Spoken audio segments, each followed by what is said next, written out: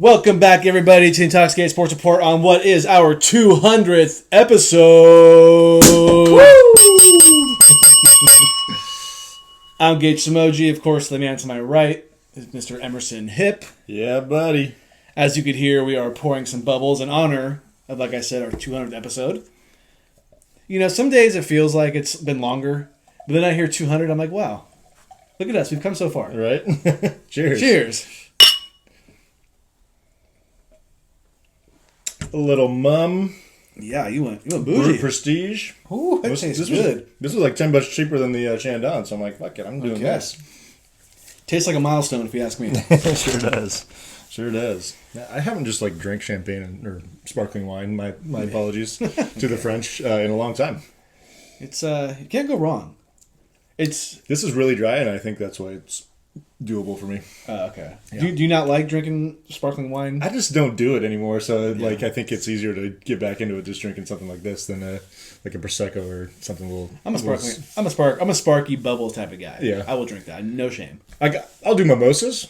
Certainly on like a Sunday or something like that, but okay, I don't I rarely drink bubbles just by themselves. It's got to be an occasion. Let's put it that way. I had some last week for that was Thanksgiving though. That's an occasion. Yeah. I don't always drink them or drink it. You know what I mean? But yeah. If I'm having something bubbly, it's probably going to be a beer. That's fair. That's very fair. Me too. Mm-mm. Well, what a lovely Thursday it is, though. Yeah. It's, Victory Thursday, if you didn't know. Who? Victory Thursday for me. I don't have those anymore, apparently. Cowboys are continually trying to fuck their draft stock, which is just, it's just, hey, what do I like to say on this podcast? Classic Cowboys. Mm-hmm. They are classic. I actually want them to lose, and what do? They start winning. They can't even tank right. They can't. They can't do anything right. So since it is our 200th episode, we kind of have something special. We have Q&A. Yeah. I haven't had that in a long time. We did do one not that long ago. Oh, we did. Yeah. Oh, yeah, we did. We came back from Tulsa. Because we tried to do one in Tulsa. Obviously didn't make that happen. Didn't work but out. we did in our first episode back from Tulsa. You are absolutely right. Yeah. So it has not been that long. But they've certainly been fewer and farther between over the last year or so. So, yeah. Thought we'd celebrate with something like that. I like something that. We got to some involve the guests. Got some good episodes. We had some good questions. Yeah, we did. I like all of them. As a matter of fact. You left one out, which I was surprised about. I wonder why. We can probably ask the guy. I was ready to answer it. Yeah.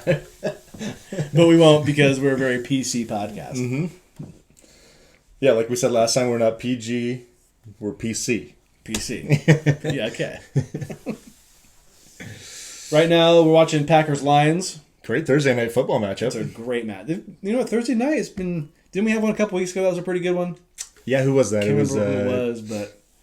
But yes, it was better than average, for sure, at the very least. Yeah. Well, was last week the snow game in Cleveland? Yep. And that was a good game. It was a good game. I don't think going into it we thought, oh, this is going to be a great game. Right. Who was that, man? Steelers? I'm kind of thinking... No, like, who was the game, the good game that we're thinking of on paper? Can't remember. Yeah. It'll come to us. But yeah. Packers are up 21-17. I have Jordan Love going tonight, although I picked up Will Levis. He was in my starting lineup all day until about 5 o'clock. I thought to myself, Will Levis has the better matchup, I would think, against the Jags. But, I'm going to ride Jordan Love, pause. Yep. Because, he's been my guy all year. Yeah, and he's got a touchdown pass, right? So yeah, it's not all bad. Not all bad. Do you know how many points he has right now? I think he has like 10. 10. Yeah, I'm going against Sean in the first round of the playoffs, and he has Jahmyr Gibbs going. He scored a touchdown already, which is not great, but he hasn't done much other than that. So. I am also in the first round of the playoffs playing Sal. Brag. Yep. It's nice. I beat Sal earlier in the season, not by a very large margin, so it's interesting to see our projections. I would think are pretty close right now. Yep. But as we know in fantasy, projections don't mean shit. No, they don't. Man. It feels weird, 200. It's a big number.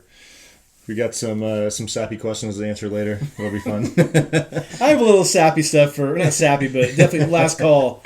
Got to give the thanks. Yeah, so look forward to that, because if you're listening, your name will most likely might get named. Yeah. So speaking of thanks, good Thanksgiving?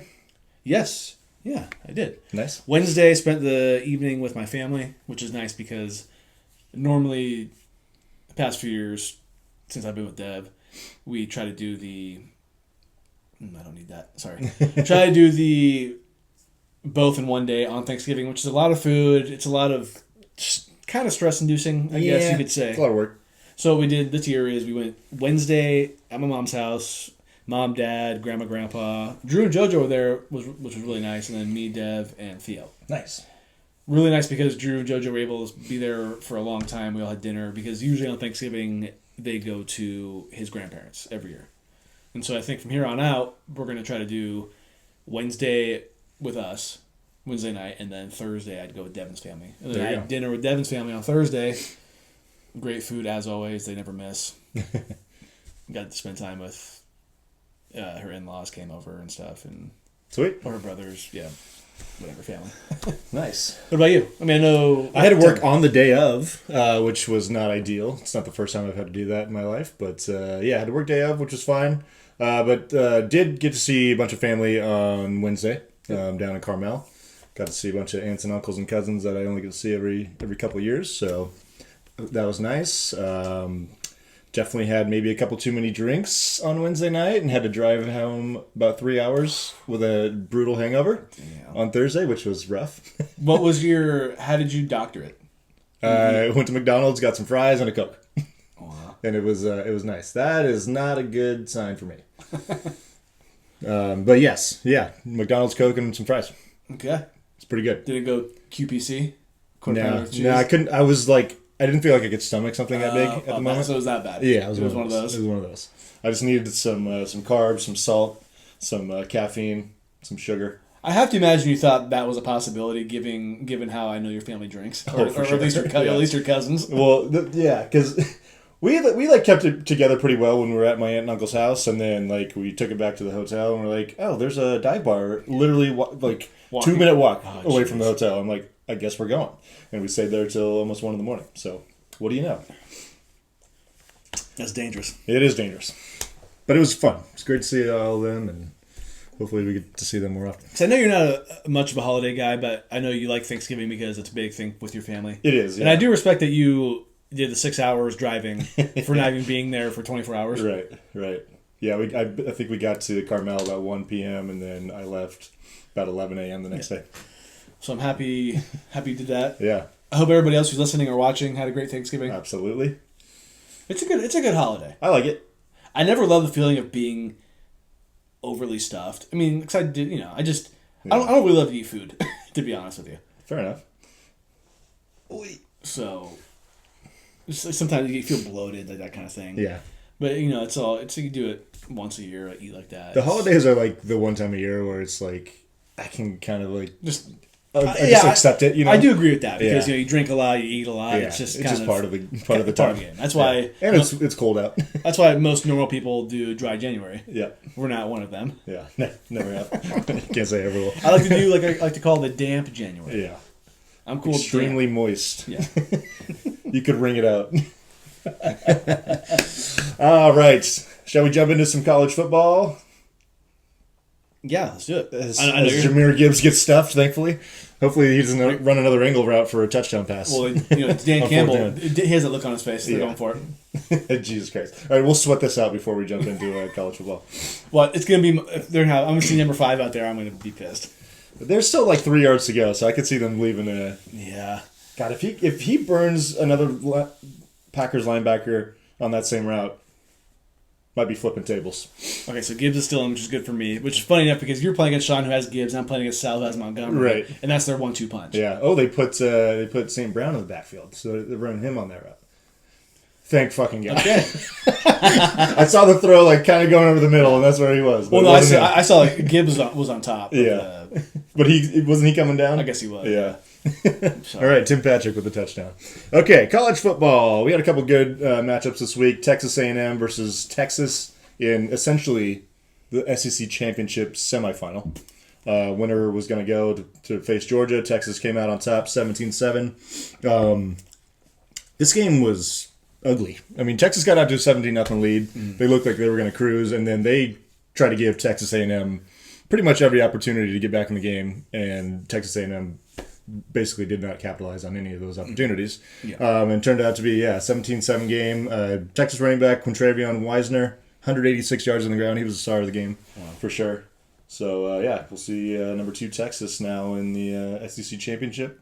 And that's their only losses to the team they're going to play, Georgia. Georgia, that's right. That should be a fun one. That's going to be fun. The other big one, another ugly game, but Michigan pulled the upset over Ohio State in the game, 13-10. Your favorite name.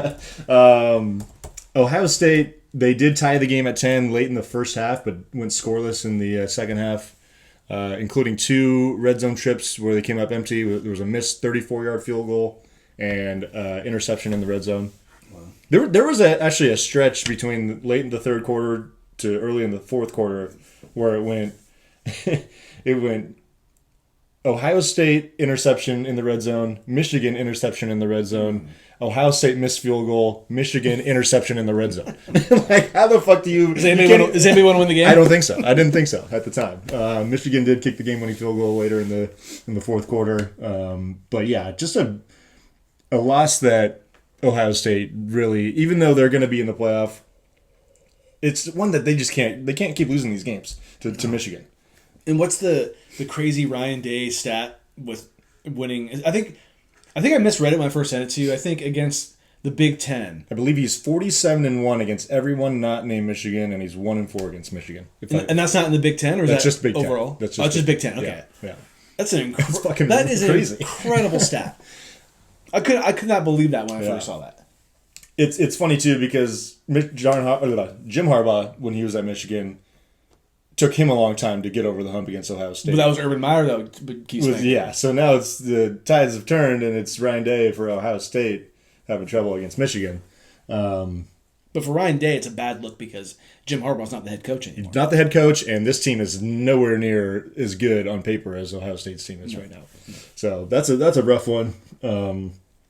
His ass is lucky that they're going to be in the playoff no matter what. So yeah. But bad loss for Ohio State. Do you want to talk about the brawl after the game? We should, or the flag planting thing? Yeah, I mean, there was a lot of this kind of stuff happening over the weekend because a lot of the rivalry games happen at the end of the regular season in college football. Of course, the biggest one was Michigan and them planting the flag at the middle of the stadium in Ohio.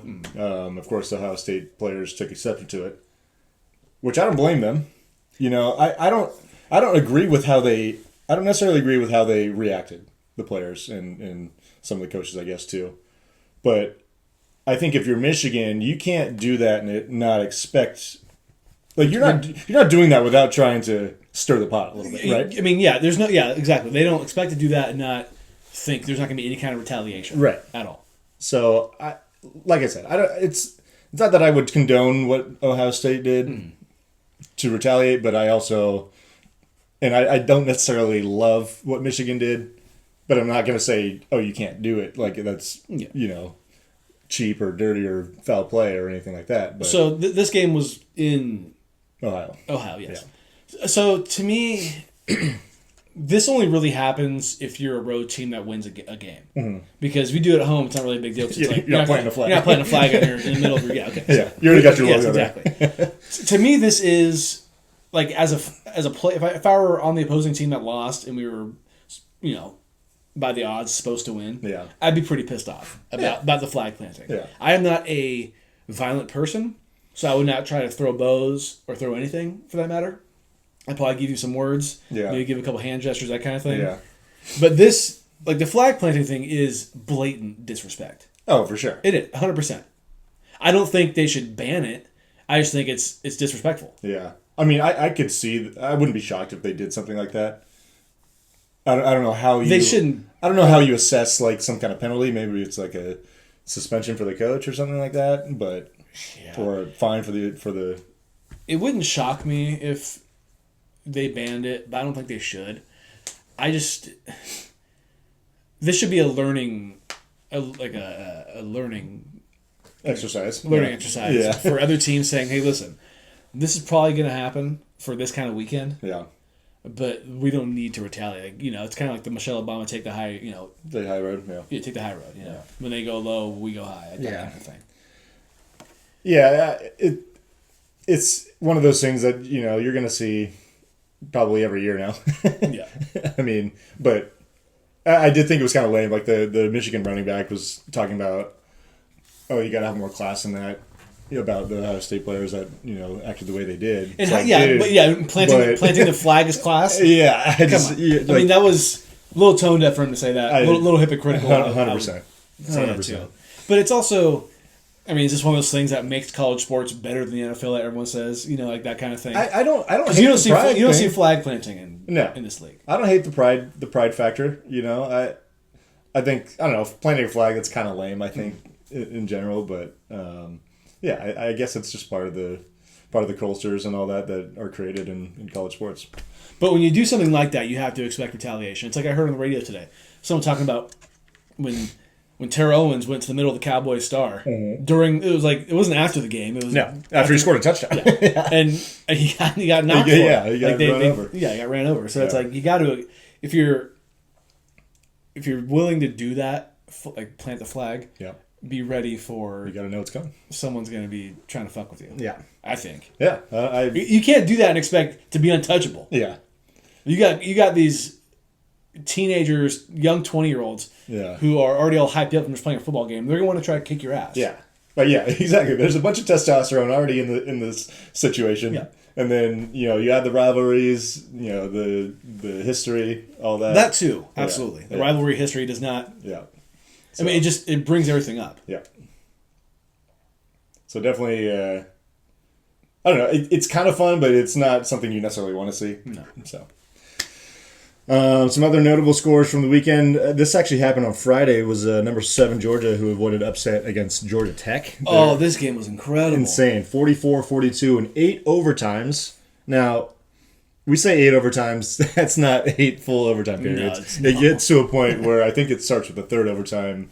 It's just 2-point conversion attempts going back and forth. So, but still, it sounds cool. 8 overtimes. Georgia came out on top after trailing by quite a bit. Yeah, Georgia Tech was up big late in this game. Yeah.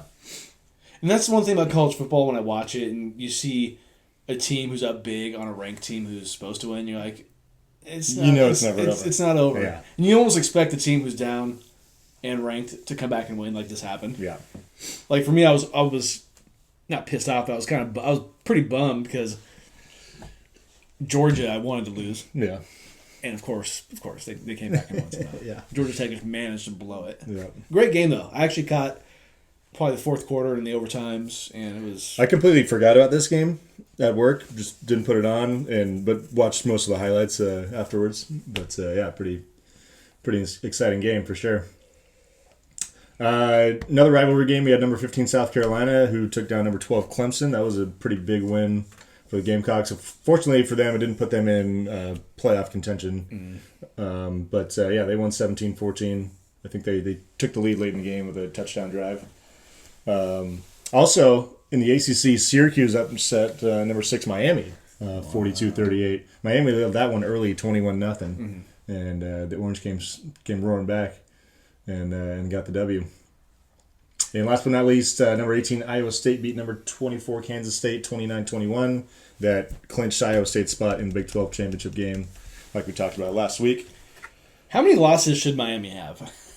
I mean, they only had 2, but they probably could have 5. I mean, they should have lost to Cal. Should have lost to Cal. There was another one.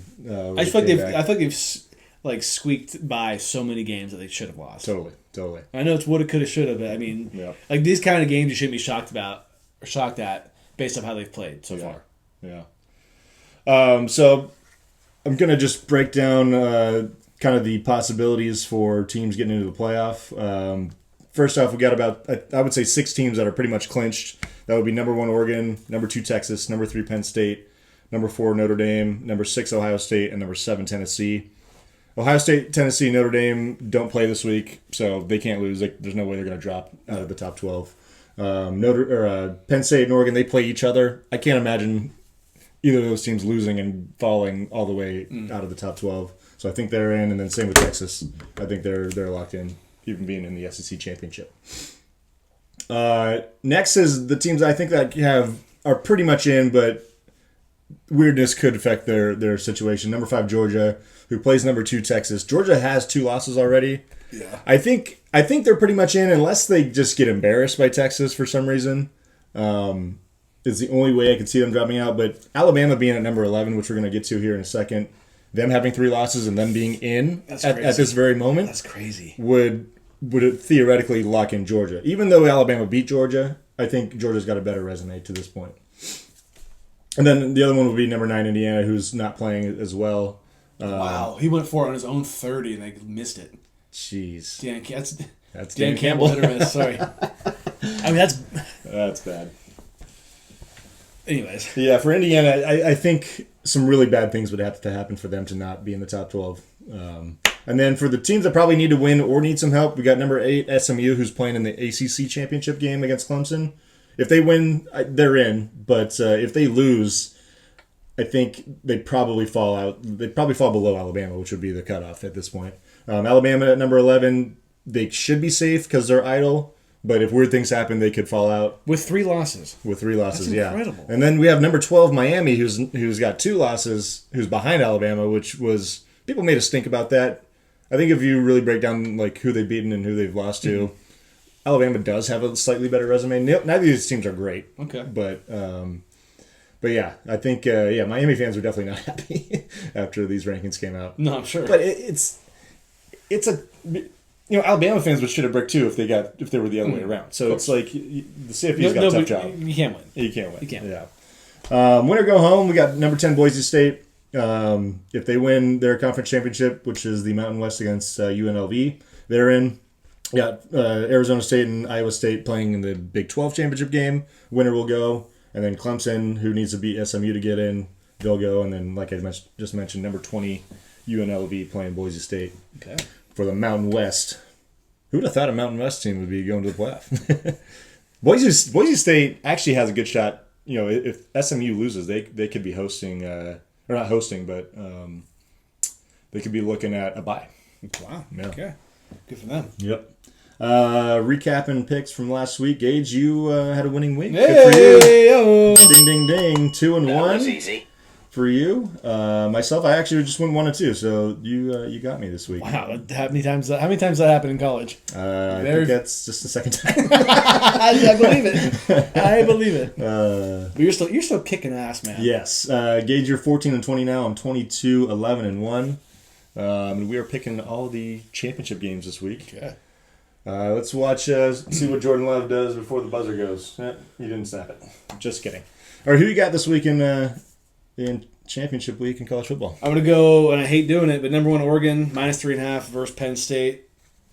I just don't. I don't like Oregon. I don't. But I feel like it's a good. I mean, I know Penn State's ranked 3. Yeah.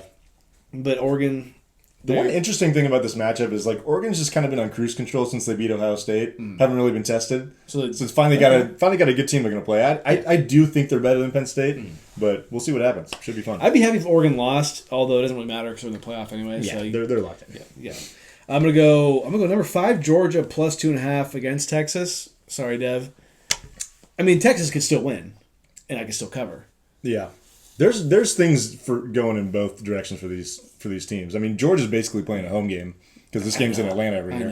I know. But then you also factor in, like we've talked about before, it's hard to beat a really good team twice in one season. It is. So that's going to be a good one. Texas also has the advantage of being able to make adjustments from what they did very wrong in that first game.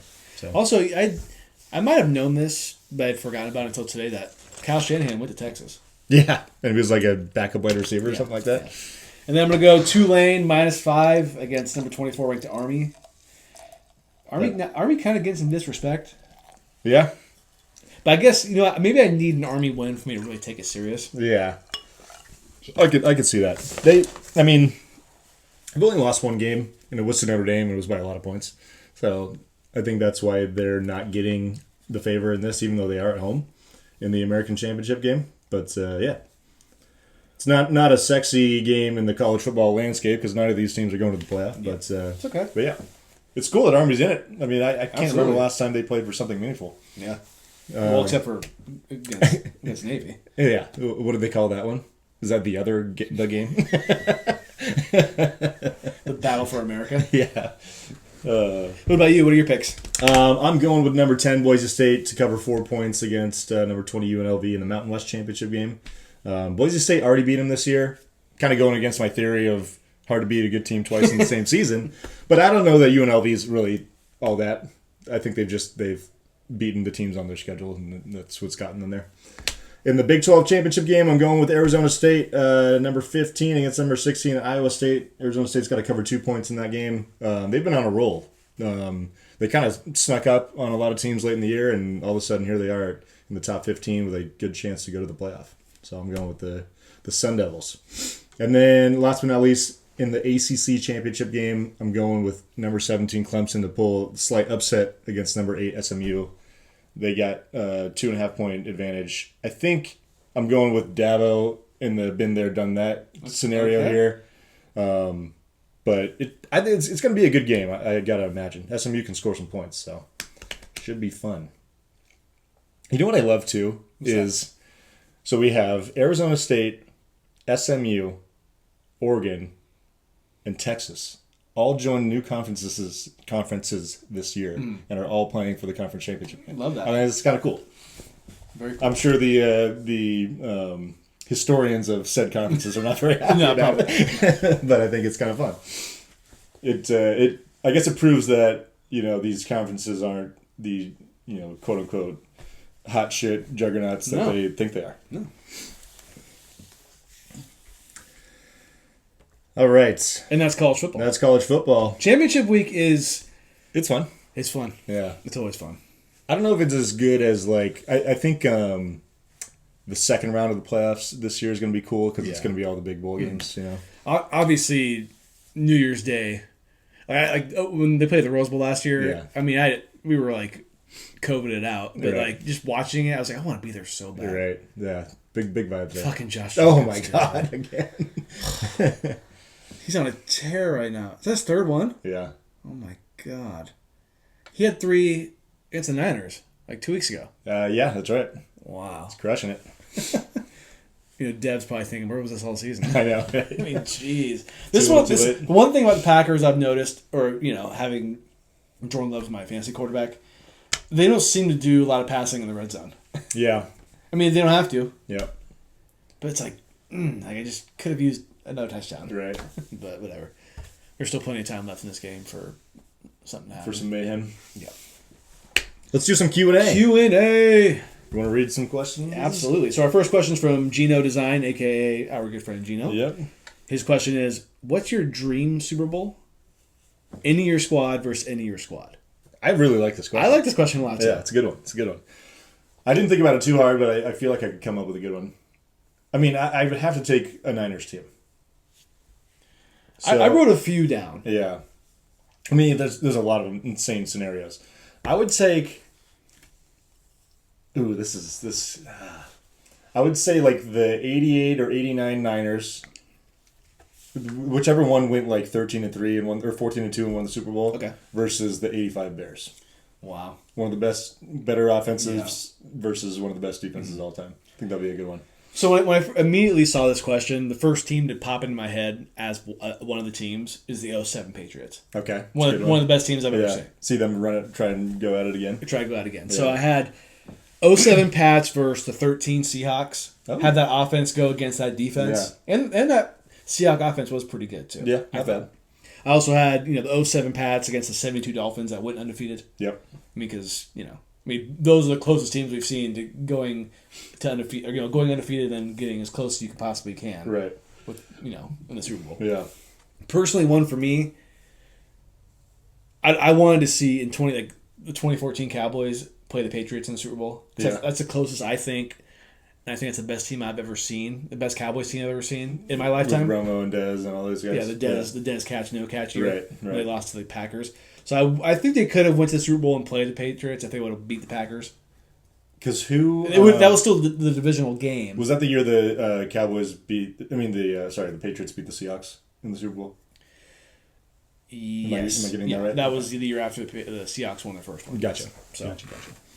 And also, I'm going to go with kind of what you said.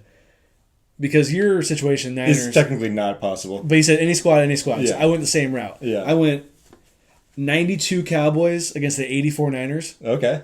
Because I went on the NFL. When they had their top 100. Uh-huh. They did top 100 teams. Yeah. And the 92 Cowboys were number 6, and the 84 Niners were number 4 on the top 100. And the 84 Niners won a Super Bowl?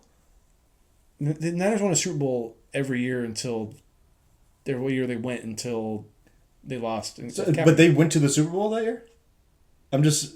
No, actually, that's a good point. They might not have. I don't know that they did. But I can't imagine you put a team number 4 on the list. I think that might have been the same season the Bears, 85 Bears. Yeah, but is that the 85 Bears and they won at 86? That's what I'm trying to... Well, probably was. Yeah. The Bears team that won the Super Bowl and went... They won in 86? Or, no, it was the 85 Bears. But, did they win because the Super Bowl is always in the next calendar year. Okay, so yeah, probably January of 86. Right, yeah. I think they had only lost 1 game that whole season. Okay. That's. I just can't imagine I didn't check that. You might be right, but I don't know why the NFL would put... I'm just not... The 4th best team ever not to win a Super Bowl. Yeah. Well, I guess it is possible, though. Yeah, they did. Okay. The Niners did? Yeah. Yeah. Yeah, 15-1. They were fucking good. but the thing is, that team, they weren't super loaded offensively at that point. I mean, they had some good guys. They had Roger Craig and Dwight Clark, but there's no Jerry. Even I don't even think was John Taylor on that team. I don't even see John Taylor on there. So yeah, that's kind of interesting. I just wanted to go best Cowboys team, best Niners team, and according to the NFL, those were the highest of the 2 teams in their history. I got to try and find the one that I'm thinking of. Yeah, so 1989, they went 14-2. Yeah. I think Jerry had a fucking sick season. I mean, you can't go wrong with that team either. Yeah, Jerry had 1,483 yards and 17 touchdowns. I still think it's crazy, and I'm not trying to go too far on a tangent. Jerry Rice had 22 touchdowns in a season, and he only played 12 games that year. That's fucking ridiculous. Because Randy Moss broke his record with 23. 16 games. He's played 16 games. Yeah. That is an incredible stat. So, I mean, I want a few. Obviously, I'd want any dream Super Bowl to end the Cowboys winning. Of course. Of course. But, those are the ones that I thought of. 07 Pats would for sure have to be in my conversation if it's not the 2014 Cowboys versus Patriots. You know what I mean? Yeah. Because that team was just incredible. Yeah. And it took an amazing catch for them to lose that game.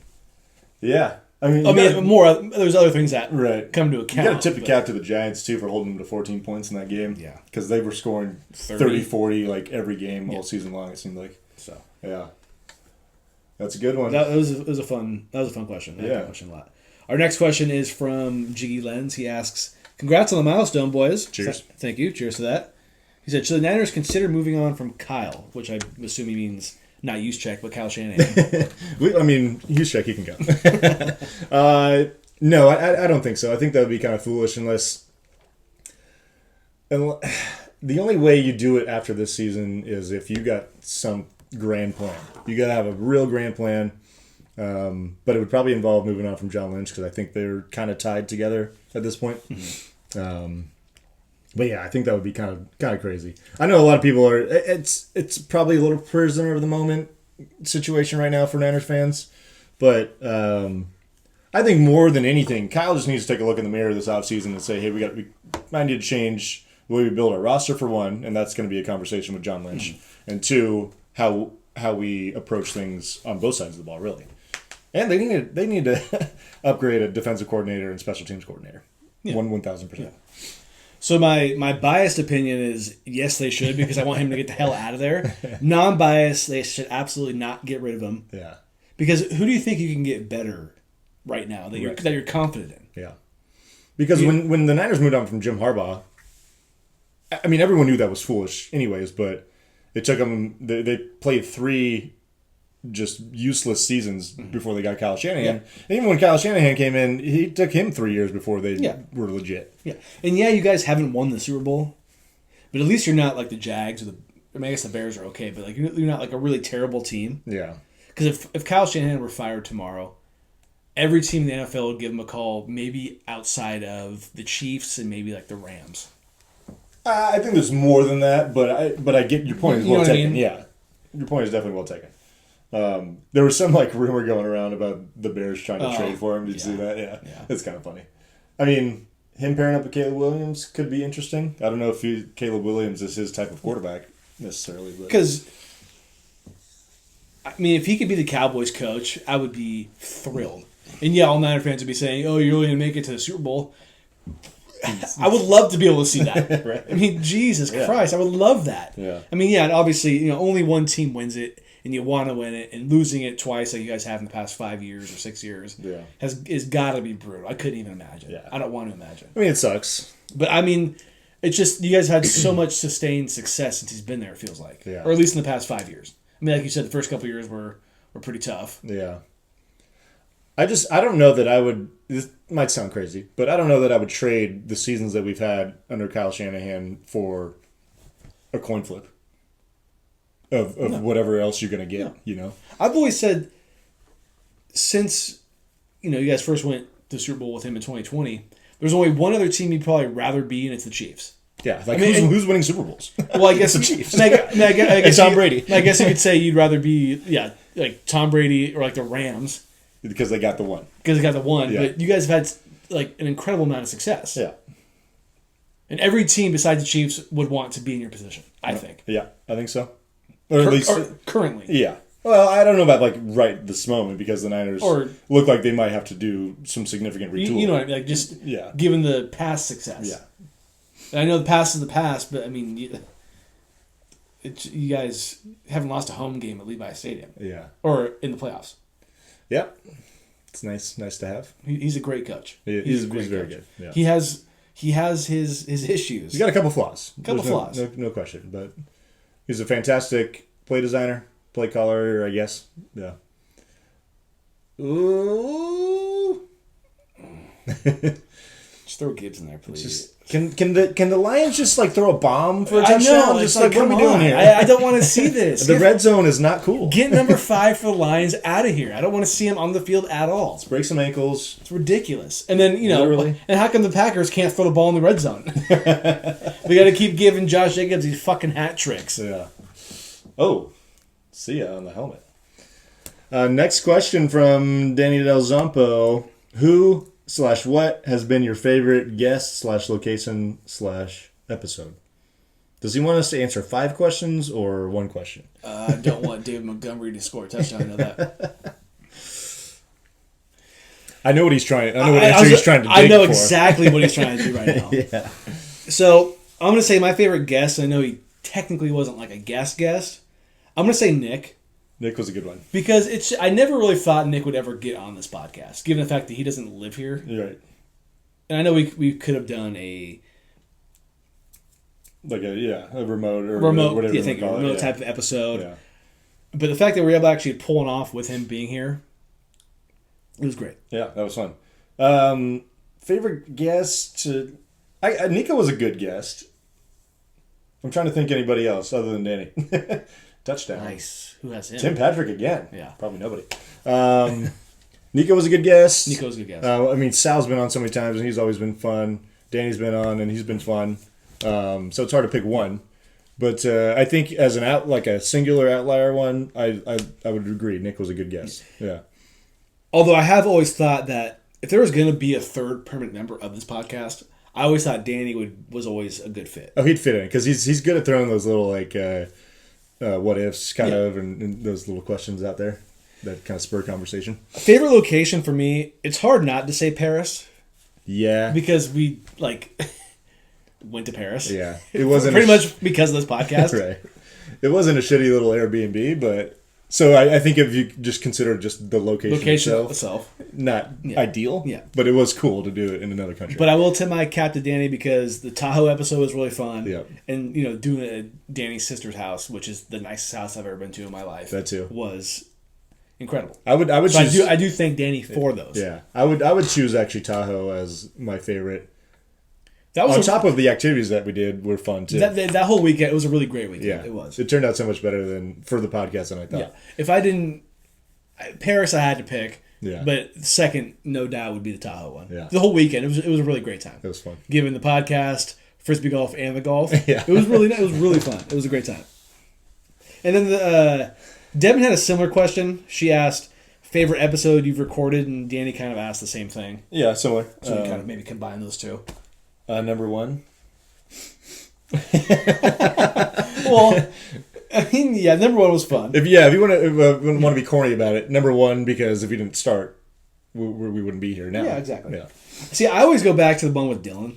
because of how ridiculous it was, and he wasn't even actually a guest. Nah, he was like an official guest. Yeah, because was it him and Brady in the peanut gallery, just them two? Yeah, and we just got absolutely obliterated. Like that was like his main goal was to get us intoxicated, and goddamn it, he did. He accomplished it. He accomplished it for sure. Although the one with me, Deb, and you were out of your mind, if you know what I mean. Yeah. That was a really funny one. I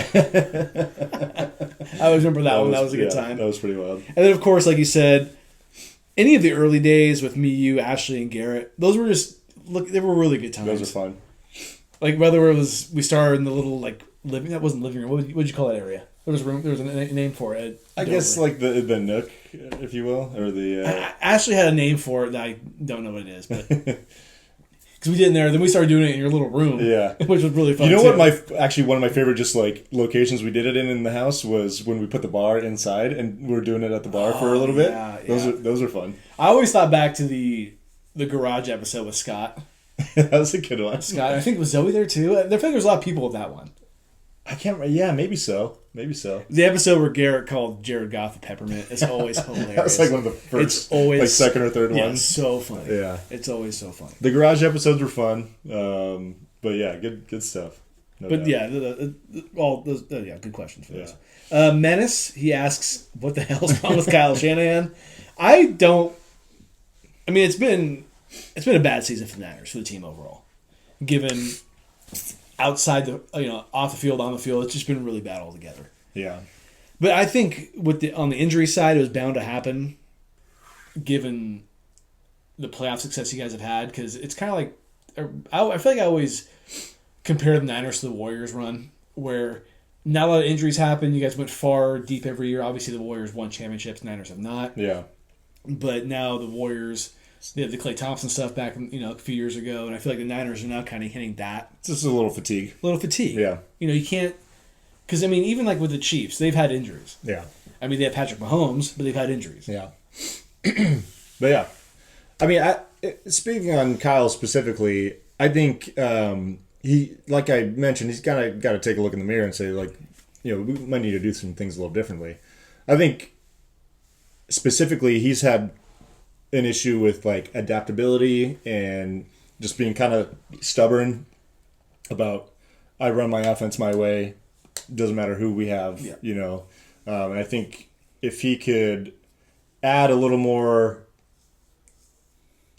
different wrinkles, if you will, to the offense, and just we've seen this team have trouble playing from behind, like the whole time he's been the head coach. So I think that's something that's an issue, and that might be a personnel thing, but that goes back to, hey, he's part of building the roster, so that's something that he needs to take a look at. And yeah, just be a little more diverse, more unique in the play calling and all that. I think that would help him a lot. Speaking of wrinkles, that picture I sent you guys of Kyle Shanahan post game, he is great. You can tell this job is getting to him. He's getting warm. It's like I said, it looks like he's done 2 presidential terms. Mm-hmm. Oof. Our last question is from Autumn Darko. She asks, if you had the power to completely overhaul any team, any sport, which would it be? And what changes would you make? I already know your answer. How could I not say the Cowboys and fire Jerry Jones? Yeah. First thing I'd automatically do. Would I also want to throw Dak and CD in a package deal to get something else? I think I would. Yeah. I think I'd rather keep Micah Parsons. And I even said this a few years ago. I said trade Dak and CD. I said this for... Did I say it for the Bengals? Before, when they were going to draft Joe Burrow? I thought it was Dak and Zeke, wasn't it? When Zeke was still pretty good? Yeah, it might have been, huh? Yeah. Ooh, nice throw. And catch. But when the Bears had the first pick this year. Yeah. For Caleb, trade Dak and Zeke. Or Dak and CD. Yeah. But the first thing I would do with the Cowboys is by far fire Jerry Jones. Or not fire him, but just not make him... Execute him? No, I'm not going to do that. I'm kidding. That's going to come soon anyway. I just would want him to be the GM. Yeah. For me, I could sleep better at night knowing he wasn't the GM. He cannot be making calls anymore. He's going to continue, but he shouldn't. Yeah. And one for the hater in me, I would run the Niners into the ground. I might even relocate them. Yeah. That's funny. If I had to pick any of my personal favorite teams, like of the 4 major sports, I think the Giants would be the team I would pick. And even though they're kind of already going through like a little change in the front office and all that, Buster Posey's coming in, I think you got to start over in a lot of ways, like when it comes to scouting, player development, because at this point we're playing against the Dodgers every year in our division, and they're the juggernaut of Major League Baseball right now. Not only that, you're playing the Padres and you're playing the Diamondbacks now, who are... Both those teams are relevant. Diamondbacks won the World Series 2 years ago. Yep. Padres challenged the Dodgers last year. Yeah. Dodgers are always going to... They're going to be there, around. I think they need to find different ways to build their team, and they haven't found the recipe yet. I'm going to give Buster some time to figure it out, but you have to. Yeah. You have to. But I think he knows this because the way the Giants, built their championship teams was the way I just talked about, through developing players and drafting well and all that. And I think that's what Buster wants to get back to. Do you have any other teams outside of yours? Because I had television. Yeah, I know. I figured it. I like a football team I can think of is like the New York Jets. They need to nuke the whole thing. Or the Giants. The Giants too are in the similar situation. I think the Giants. I mean, it sounds like the Jets owner is kind of a cuckoo old man, Woody Johnson, if I'm not mistaken. Sounds about right. I don't think the Giants have that same issue, if I'm not mistaken. I think the Jets, just from the top, they need changes everywhere. Definitely would get rid of Aaron Rodgers. That'd be the first thing, like, show him the door. Right. Thanks for coming by. See you never. Right. I think the Jets would be a team. I mean, before this season, the Bears would have been a good one because they've just been a dumpster fire for a long time. Since they went to the Super Bowl, they've been the most irrelevant team, I think, in the NFC.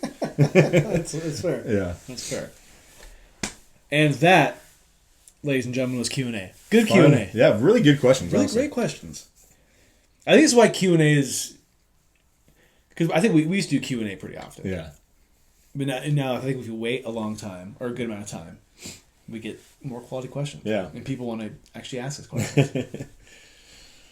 Very, very good stuff. Yes. On to the National Football League. Can you believe we haven't made it here yet? The Bears fired head coach Matt Eberflus. Shocker! For the Bears. That was easy. It was. This doesn't come as a surprise given how bad he fumbled that clock management last week. That was and then he defended it too after the game. Yeah. I'm like, that was pretty bad. I heard some people say that if he wouldn't have defended it, he might still have his job. I kind of think so. I really do. But like, why would you defend it? Yeah. It's that made no sense. I mean, there's absolutely no way the Bears shouldn't have been at least kicking a 58-yard field goal to try and tie the game. At least. Didn't they have a timeout left still? And they still had a timeout. That timeout has to be taken at some point in that last 30 seconds. How was it not? The second he got sacked, they should have taken it. But yes, regardless. That timeout has to be taken. Either that or play. You can't run the clock down. You got that next play needs to be snapped as soon as everybody's set. Yeah. It's one of those situations when you're watching on TV, you're like, what are they doing? Yeah. What are they doing? What are they doing? Yeah. And then you see Caleb Williams throw downfield, and then the clock hits zero. which wasn't even close to the end zone. No. So if he would have caught it, the time would have ran out. Yeah. That was so bad. The firing was warranted. Yeah. I mean, I think he was going to be done after the season regardless, I would like to think. But, the writing was on the wall already. So, not shocking. Yeah, the NFL suspended Texans linebacker Azeez Al-Shire 3 games for his hit on Trevor Lawrence. I did not know this, actually. I saw the hit. Oh, you know he got suspended? I didn't know that, no. They handed it down, I think, on Tuesday, and then he appealed, I believe it was this morning, and it got upheld. Yeah, this is completely off my radar. Yeah. I mean, the hit was bad. Yeah. Has he had a history of this before? Is that why they suspended him? He has never... So, it's funny because their GM came out after the suspension, and he was all, like, fired up. I did... Yeah. Okay, so I did see... Yeah, I must have missed the suspension part, but I saw a clip of... Nick Caserio? Yeah. He has never... I think he's been flagged in game for a hit, but never been ejected. Never been... I don't think ever been fined. But he did have that thing earlier. It was like the second game of the year where he punched someone in the face and didn't get... No one saw it, so he got away with it. Except for the broadcast saw it. A lot of flags. And I think he has like 3 or 4 personal foul hits in his career. Oh, geez. So, yeah, I mean, I don't know. Do you say he's a dirty player? I'm not going to go so far to say that, but he's got a little bit of history, and obviously the league wants to crack down on this, so I'm not terribly shocked. Coming back, sorry. Yeah. It was Josh Jacobs. Oh, no, sorry. Christian Watson. That's okay. Also, sounds like Trevor Lawrence is going to be out for... He went on IR, so he's basically done for the season. Yeah, with concussion. Our boy Trevor Lawrence, it's not working out for him so far. Bad season, yeah. Kind of tough after going to the playoffs a couple years ago. They had a good thing going last year, and it just came off the rails at the end of the year. Doug Peterson's probably out. He could be. It feels somewhat unwarranted, but sometimes the head coach has to be the guy that takes it. Also, there's been a lot of talk about quarterbacks because if you watch it, he does slide a little bit late. I mean, he does what you're supposed to do. Quarterbacks are taught to slide, but he does slide a little late. And I thought it was interesting that Tom Brady said, maybe you need to penalize the player too, the quarterback, in these situations too. Yeah. If you really want to get it out of the game, like you need to slide way earlier, or you need to let your body's going to be on the line. It's part of the game. Yeah, because if you give these players who are running downhill to try and make a play half a second to decide, am I gonna let up or am I gonna hit this guy? Yeah, it's putting yourself in. The league is too much. It's a bang bang league. It is a bang bang league.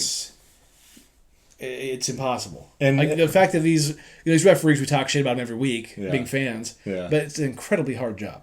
And honestly, the thing started a couple years ago too. I feel like with Kenny Pickett doing the fake slide in college football. Obviously, they banned that. Yeah. But I think Patrick Mahomes, he gets a lot of extra yards because no one wants to hit that guy because they know he's the face of the league, obviously. Yeah. And he kind of does that thing where he kind of looks like he's going to slow down and then he just speeds back up and scampers for another 10, 15 yards.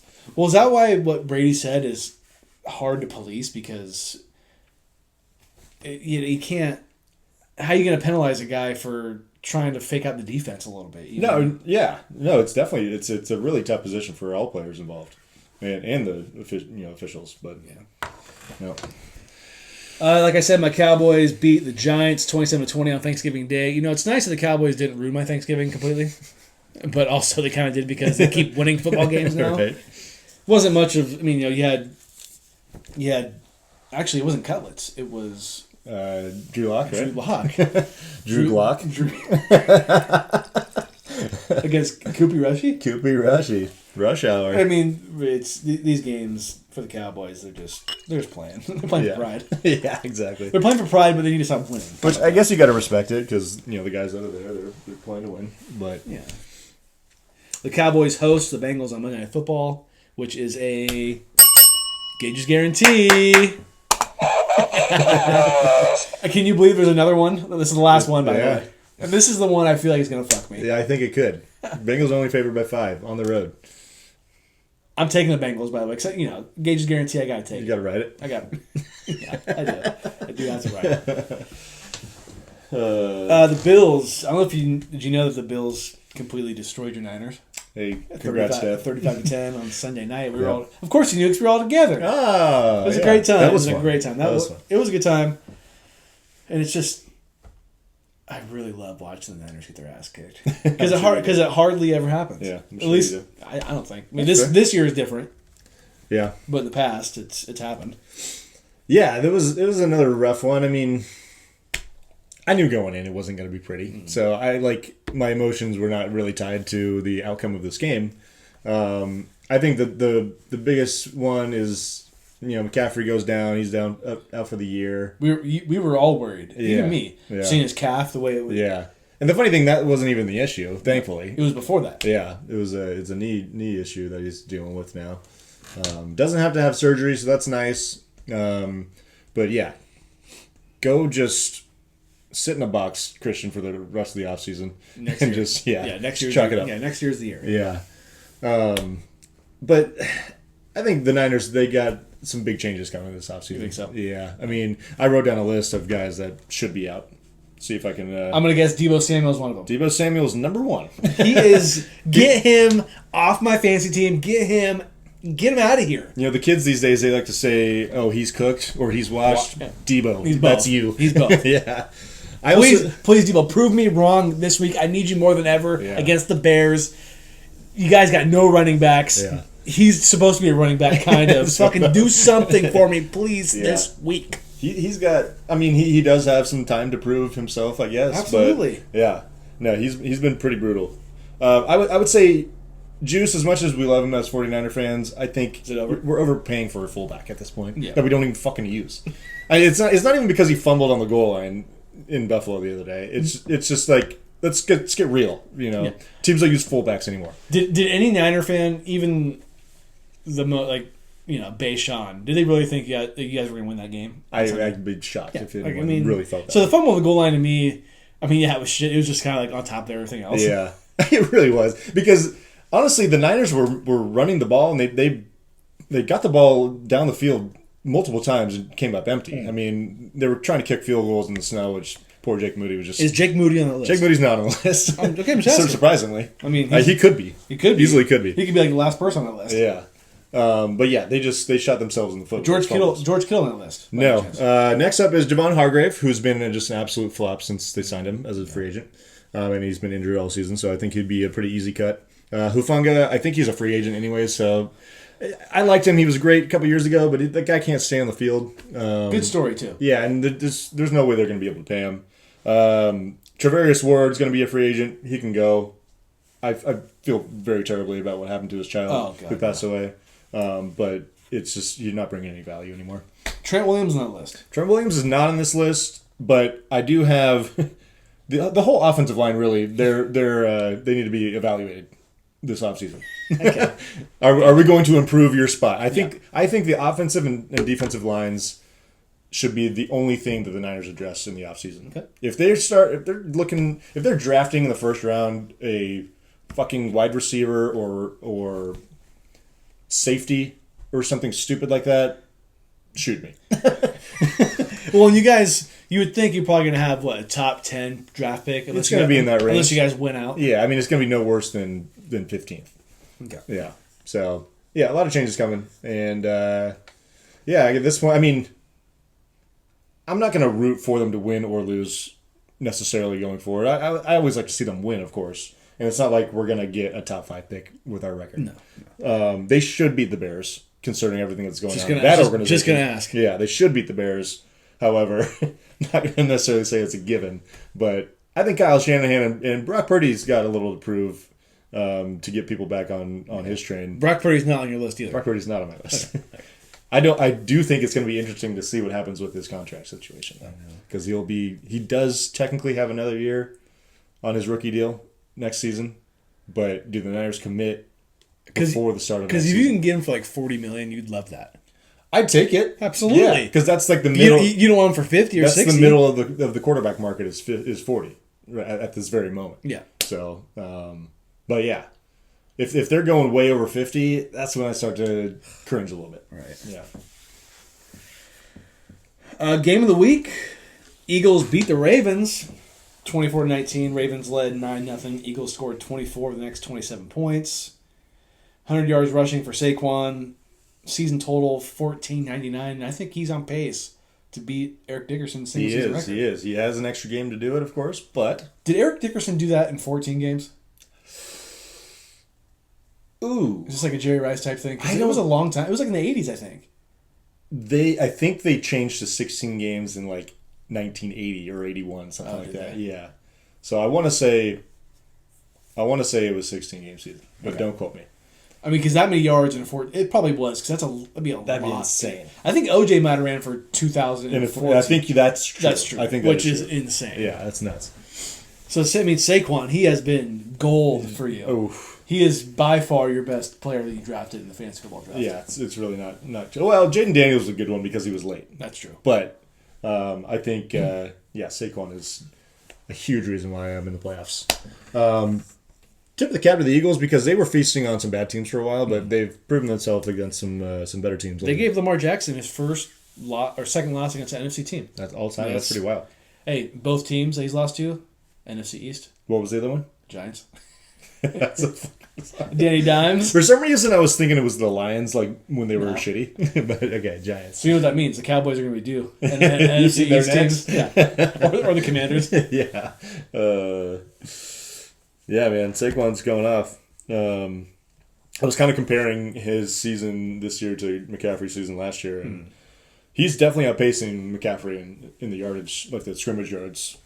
Is he? But Christian had the touchdown advantage at this point. But I heard today that Christian had 21 touchdowns total. Yeah. Or was it just rushing? it was total. Total, okay. Yeah. So it was 14 rushing, seven receiving. Yeah. And he like just barely eclipsed 2,000 yards from scrimmage. Saquon's already at like 1,760 or something like that. So he's going to get that. You know what record has kind of gone underneath the rug is the rushing touchdowns in a season.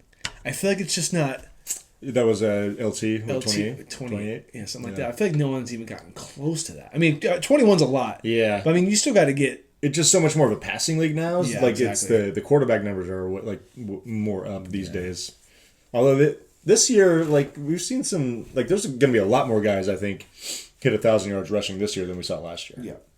Yeah. Some other Week 13 stuff that I had. The Lions and the Chiefs last week both look mortal with wins over two, I would say, bad teams. Yeah. I mean, close wins. Yeah. Bears are fringe, bad team. Yeah. The Raiders stink. I mean, the Lions looked like they were cruising early, and then they just let the Bears get right back in it, and they could have easily lost that game. And then Philly, like we just said, they look good against Baltimore. Yeah. And they look good. Yep. Yeah, I don't think there's a clear-cut, like, best team. Like, if you were going to do the power rankings, like, who's rolling right now, it's tough to say. A lot of good teams, but none of them are clear-cut. Ooh, excuse me. Play of the week, I'm going first. Do it. Josh Allen. How could it not That be guy Josh was Allen? pretty sick this weekend. 13 for 17, 148 passing yards, which, not a lot, but if you watch the game, it was snowing. Yeah. 2 touchdowns in the air, though. 3 rushes, 18 yards, 1 touchdown rushing. And then he had the 1 touchdown, what they call a reception, on a catch and pitch by Amari Cooper. That play, that might be the play of the year. One of the sickest ad-lib plays I've ever seen. That was not planned, according to Josh Allen. No, there's no way. I mean, I think if you watch the play too, there's no way they planned that. That was purely, Yeah, because we've seen that one play with the Vikings back in like the late 90s, early 2000s, where I think it was Culpepper or it was Warren Moon threw it to a receiver and they pitched it to Randy Moss. It's like one of those like catch. It was on purpose. Okay. And ran for a touchdown. Gotcha.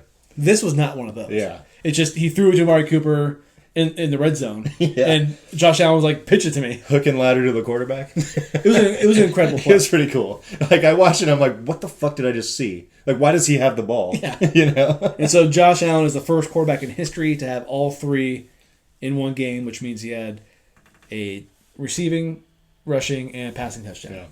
They need to put him on kicks now. Josh Allen is a stud. I know it's not breaking news, but he is.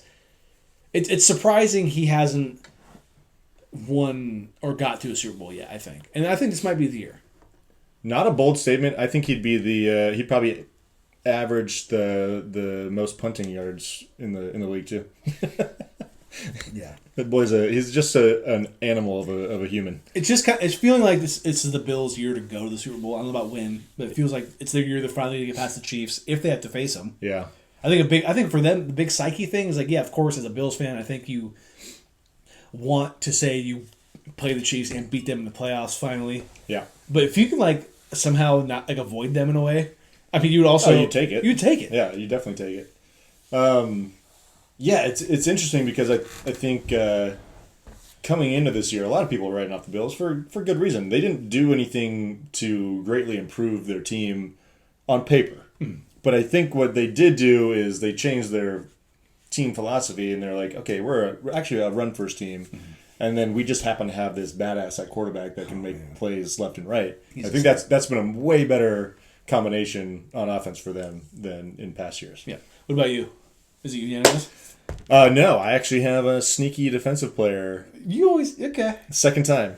This is a pretty cool stat line, actually. Leonard Williams, defensive lineman for the Seahawks. I don't love giving Seahawks notoriety here, but he had 2 sacks against the Jets. Also, a pick 6 as a defensive lineman.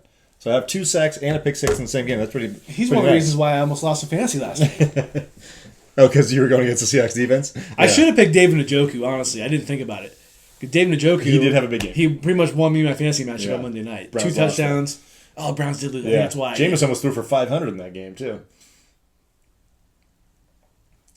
Getting into danger territory once again. Yeah. Well, they're going to start. Oh, they might try and run it down for a field goal. Well, this game's over. They're going to salt it. We got a really good football game on right now. It's 31-31 late in the fourth quarter, and Lions are driving into territory to score. I just need not Montgomery to break off for a late touchdown. That'd be a nightmare for me. I got to do a little quick fantasy check. That's fine. Justin Tucker, by the way, speaking of fantasy, did he have 10 points this week? Negative. Hey-oh, not automatic 10. Not negative points, but he did not get 10. Easy. 6 this week, I believe He it was. had a bad weekend. Missed 3 total kicks, an extra point and 2 field goals. Is he becoming a washed king? I think so. Like the kids say? Is he I think washed? so, Is he cooked? He's cooked. Jameer Gibbs, 16 points. I mean, that's probably right about where he was projected. Speaking of Danny's fantasy team, he beat me last week and kind of talked shit, which I get. It's kind of his average. Last week or the week before? Or 2 weeks ago, I guess, yeah. Because I played Sal last You week. beat James this past week. That's right. Yes, that's right, yeah. And I told him, I was like, you know what, you're going to end up in 7th place just missing the cut. And he did. So, hey, Danny. On the button. Talk shit. That's what happens. On the button. Yeah, rough go for Justin Tucker. I actually did some unnecessary research, but I was trying to find some players that were drafted after Justin Tucker that he could have had. There was really only one that had any impact this season on a fantasy level, and that was Chuba Hubbard, running back for the Panthers. Okay. Who I actually had. Traded him away. But yeah, there was not much. So Okay. so I guess you gotta give it to him. He was taking what he thought it was a gimme. And for some of the season, Justin Tucker was okay. And Justin Tucker has averaged, what, about 9? I think it's probably dropped a little lower than that. He was doing a lot better earlier in the year. But, as you know, he wasn't an automatic 10. Definitely not automatic. Because if he scored, let's say he scored over 10 in each game, he'd have like a rating of like what, like 12 per game, 13 per game? You would think. At least 11. If I'm not counting like him getting 20 points a game. Exactly, Okay. exactly, yeah. But if he averaged 10 every game, would that be an average of 10? If he got 10 every game, yeah. Okay. Like on the dot? Yeah. Yeah, okay. Yeah. Which would be one of the better kickers in the league, I would think. Mm-hmm. From a fantasy standpoint. And is that first down? No, it's not. That's huge. Pause. Oh, man. All right, so let's recap last week's picks. Oh, yeah. How'd you do, Gage?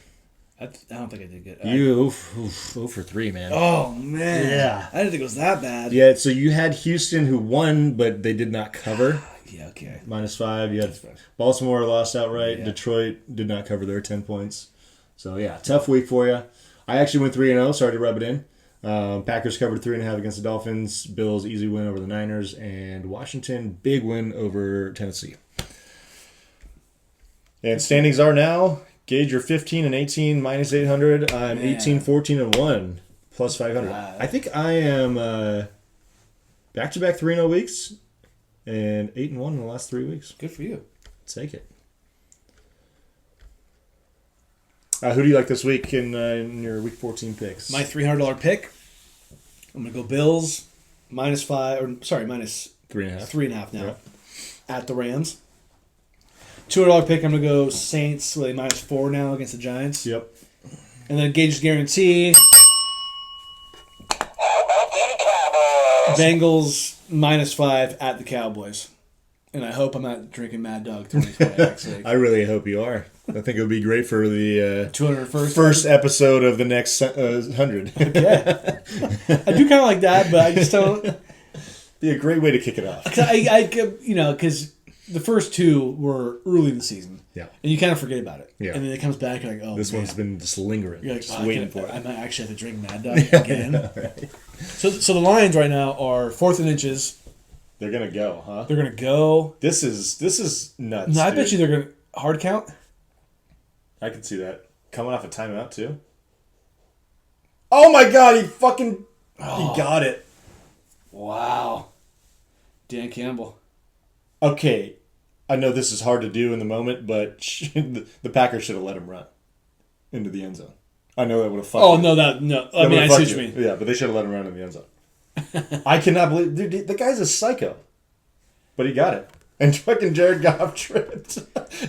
It's lucky it's not college football. He is so lucky. Yeah. Did he get stepped on? He must have. He did. Yeah, he did. Great job getting the handoff off though. Wow. Sounds like the Warriors are doing good out there. Yeah, I can hear them clapping. For my 3 picks, I'm going with $300 Arizona minus 2.5 against Seattle. Little revenge game from a couple weeks ago.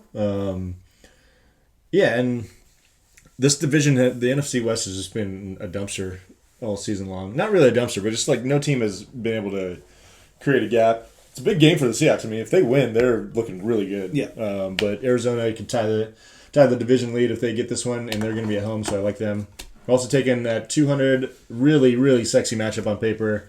Tennessee minus 3.5 versus Jacksonville. They'll be at home. Will Levis is going to carve it up against the Trevor Lawrence-less Don't tell me that. Jaguars. Last but not least, I am going to go with the Niners, minus 3.5 against the Bears. Are you sure? Pressure's on, Kyle.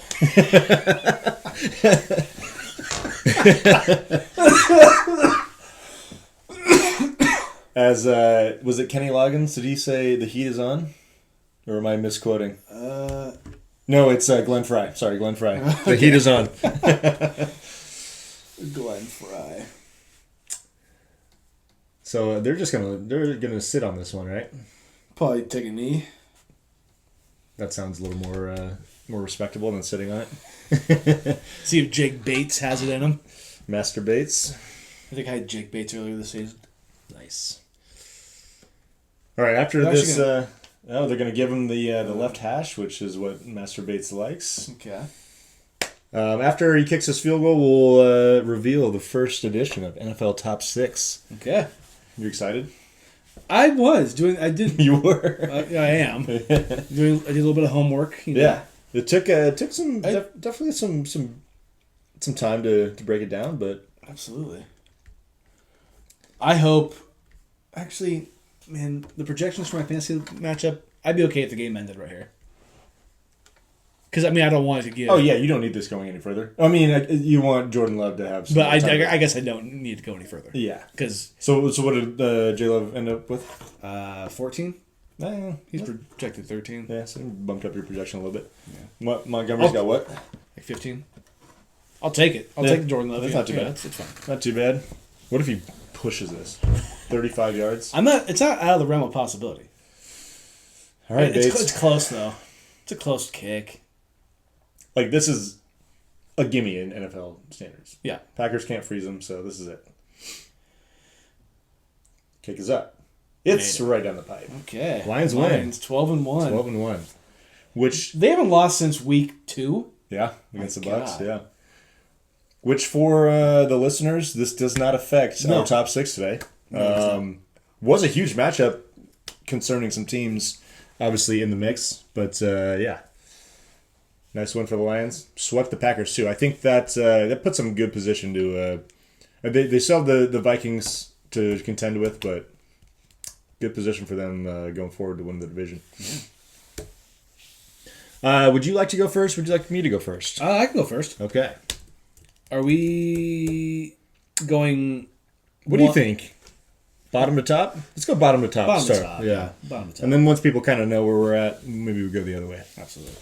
So I'm going to go my number 16. Let's see here. I cannot do anything on my computer right now. Okay. My 6th team, I'm going with the Pittsburgh Steelers at 9-3. They have what I think are 3 good wins. Broncos 8-5, Chargers 8-4, Ravens 8-5. I think those are, it's... Yeah. No, they definitely have a good collection of That's 3 wins. quality wins. Yeah. They beat Washington, too. Yeah, the 8-5. Yeah. My number 5 team, I got the Vikings at 10-2. I think their good wins are the Texans, who are 8-5, and the Packers, who are... Now 9-4, but we're 9-3. 9-3. Yeah. And their good losses, the Lions, who were 11-1, now are 12-1. Yeah, that was a good game, too. Number 4, I had the Philadelphia Eagles at 10-2. Because their good wins to me are Packers, who are 9-3, 9-4 now. and then Ravens 8-5. Yeah. I thought the Ravens win was. I know the Ravens record isn't what we're necessarily used to. Yeah. But I think it's still a good win given how they've been rolling since they started 0-2. Yeah, and if you break it down even further, the Ravens I think have by far the toughest strength of schedule this season. So that's a good win for them for sure. The Bills, number 3 for me. They are 10-2. I think they're good wins. You're gonna laugh at me a little bit. Seahawks 7-5, but they are leading the division. Yeah. And then the Chiefs 11-1. Yeah. That's a huge win. I think the only reason why I have the Bills above the other 10-2 teams is because the team above them, in my opinion, the Chiefs, who are 11-1, and that's the Chiefs' only loss. Yeah. So I feel like I had to give the Bills that respect. Sure. And the Chiefs, to me, have 3 good wins: Ravens, Chargers, Broncos, and they have a good loss, like I just said, from the Bills. Yeah. And number 1, we just saw them win. Detroit Lions, they're 11-1, 12-1, whatever you want to say. They beat the Seahawks, Vikings, Packers twice now, but Packers once before this, and the Texans. Yeah. And even their loss to the Buccaneers. I mean, the Buccaneers are 6-6, but it's not. They're 6-6, and if you think about it, that's when the Bucs were fully healthy with their full receiving core. Yeah. The Bucs have lost some games, I think, for sure because of their lack of health. Not that's part of the game, but I think if a little more fortune in their favor, the Bucs could be an 8-win team at this point. So my 6: Lions, Chiefs, Bills, Eagles, Vikings, Steelers. Got it. I like it. How do you feel about that? Mine's not too much different. I do have a little different order in the middle there. I do have the Steelers at 9-3 at number 6. Okay.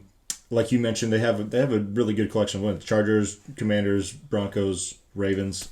Also leading their division that we wouldn't have expected them to. Yeah. At 5, I actually have the Bills at number 5. Now, whoa. Okay. I think if you were gonna ask me on a power ranking scale, they would at least be number 2. Okay. But I think resume, outside of that win against the Chiefs, which I will say among the contending teams, that is probably the best win on anyone's resume. But it is only one win, and they don't have a great overall strength of schedule because, like you said, the next best win they have is against Seattle. It's not a bad win, but it's not like... I think you look at some of these other teams, they got more quality wins than just, one against the Chiefs. Okay.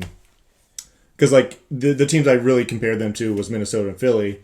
Minnesota's got a win over Green Bay and also a win over Houston. Houston actually beat Buffalo. So I think that's another thing because I know, we do these rankings kind of how we think the CFP committee would do it, right? Yeah. And common opponents is one of the things on their thing that they talk about. So that's why that was a huge one for me. Also, who was the other team that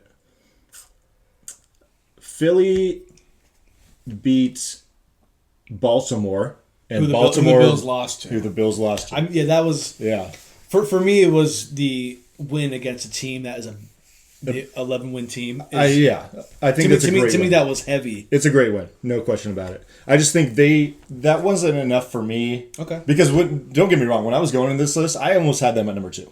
I think I was gonna put them above the Chiefs based on that head-to-head win. Okay. But I thought about the whole resume. They just don't have enough good wins. They have a lot of wins against mediocre to below average teams. And honestly, they don't have a ton of great matchups going forward. But if they just keep winning out, and these other teams in front of them, I think are going to lose some games. So they could easily end up being in the top 1 or 2. Mm-hmm. But as of right now, I just don't think that one win is going to have me thinking they're ahead of Minnesota and Philly. And at number 4, I do have Minnesota. We talked about their wins against Green Bay and Houston, big wins. And they played a pretty tough schedule, too. They lost to Detroit was one of their losses. And I'm completely forgetting their other loss, but...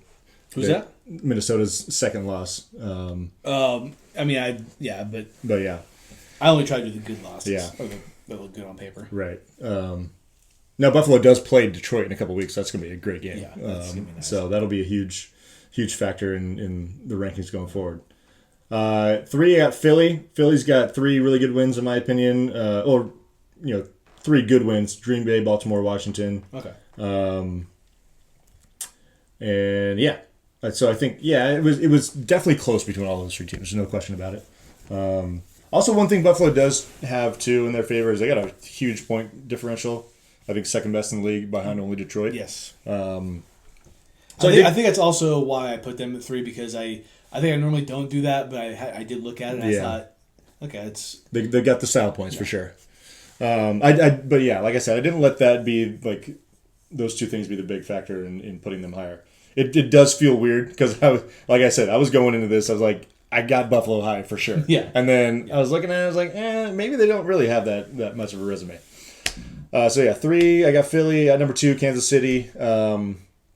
They've got good wins. I mean, Baltimore, the Chargers, and the Broncos. None of those teams are great, but they're good teams. Yeah. And which is why I have Detroit at number 1. Detroit's been blowing teams out. Kansas City has not been doing that. And Detroit also has good wins against Minnesota, Green Bay, and Houston. So that's that.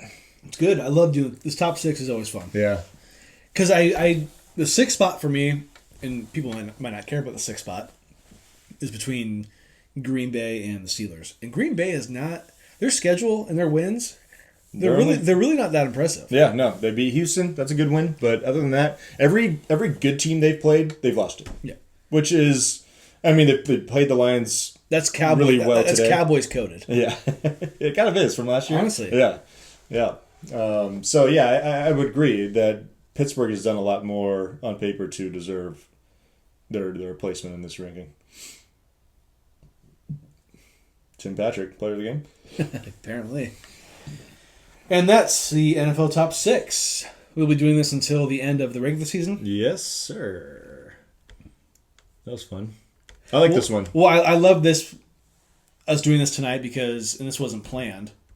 I guess it was planned when we were going to do this, but we didn't know if this game was going to happen. So now, yeah. I mean, I guess for the Lions, if the Packers would have won, it would have been really interesting. For sure. Now the Lions have won, it's like They're just boosting their resume. they'll probably stay up. Yeah. Yeah. That'll be the Packers twice. And Was it easy number 1 for you on Detroit? I had to look at the schedules between them and the Chiefs.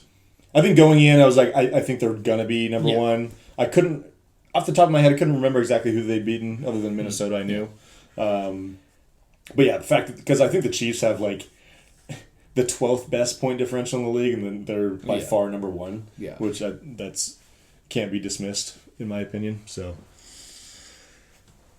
Yep. Did you even consider not having the Chiefs at number 2, or were they pretty much a lock based on record? 1 and 2 for me was going to be Lions Chiefs. Yeah.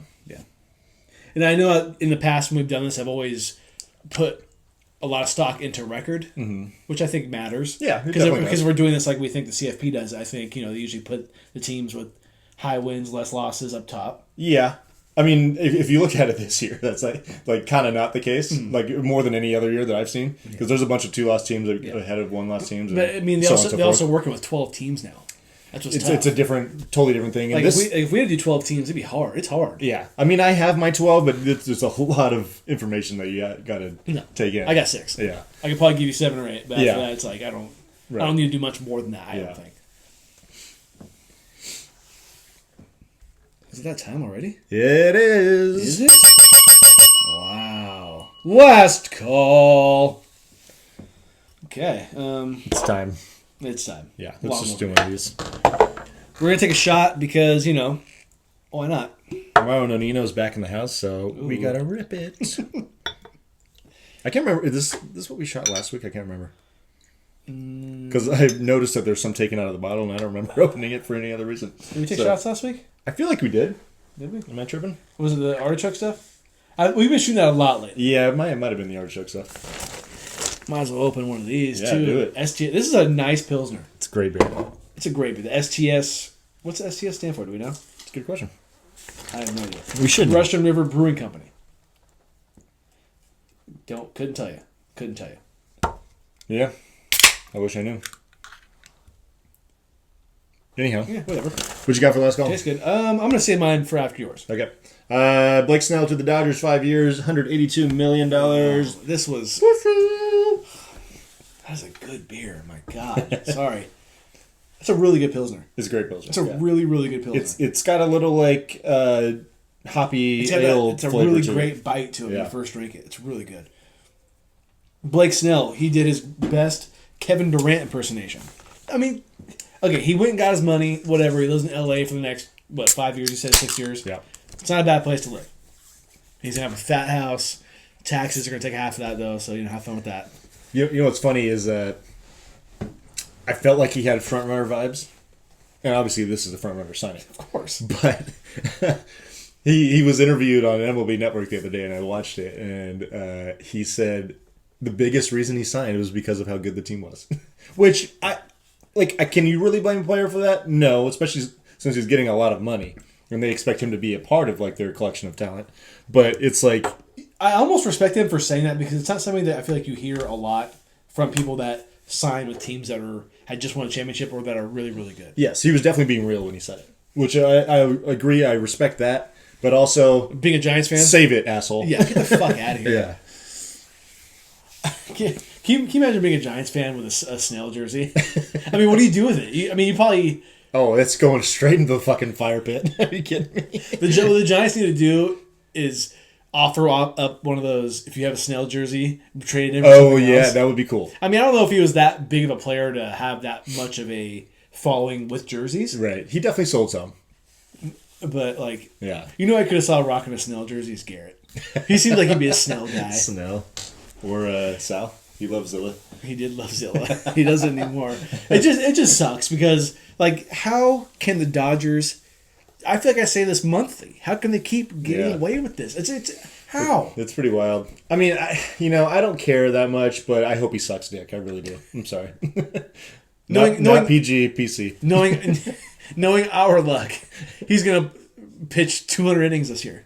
Yeah, first time, just out of nowhere. Just Insane. absolute stud. But so, what do you remember him as a Giant? The no hitter. The guy that threw the no hitter. Yeah, right. Is he gonna be like Chris Heston to you? Just threw a no hitter. I mean, obviously he's a better player than Chris Heston. Yeah. But a guy who throws no hitter, and you're like, oh yeah, I forgot about that. I mean, last year was certainly not a season to remember. That was a cool moment. Mm-hmm. But now the hindsight is that he's a dickhead who threw a no hitter for us and then left to go play for the Dodgers. So that's what I'm going to remember. I'll remember being at the game that we were at that he pitched. That was a phenomenal game. He was pretty awesome. It was great. Yeah. It was great. He was but him going to the Dodgers, it's like, dude. Yeah. If you're a Dodgers fan, do you just laugh at this point about the players that you get yearly? I mean, how could you not? Exactly. Yeah. It's ridiculous. Yeah. Yeah, tough scene. Whatever. Baseball's becoming a joke. They're talking about this golden at bat rule, which I don't even want to get into it. To be honest, it sounds so gimmicky. Though. So until how about this? Should we? Well, if it is legitimately on the table, then we can talk about it. ISR jail. We won't talk about it until they do it. Okay, good. They're good. Yep. Because I don't want to talk about it either. Speaking of the Giants, Brandon Crawford has officially announced his retirement. We talked a lot about his career as a Giant last year when he left to go play for the Cardinals. I said it was a mistake because he was probably going to get released at some point for poor play, and that's exactly what happened. I feel bad for him for that happening, but he could have retired having played for one team, his hometown team. He chose not to do that for his pride, which I respect pride. But nonetheless, I would say a Giant legend, not a Major League Baseball legend, but a Giants legend, and could not be more grateful for his contributions to the team during his time as a Giant. And the Giants will celebrate him when Bruce Bochy and the Rangers come to town on April 26th in 2025, which is very cool. Awesome. Yeah. He has some notes on Brandon Crawford, which I know you already know, but let's see. Let me go back real quick. Obviously, two-time World Series champion. Did you see what I sent you on Twitter?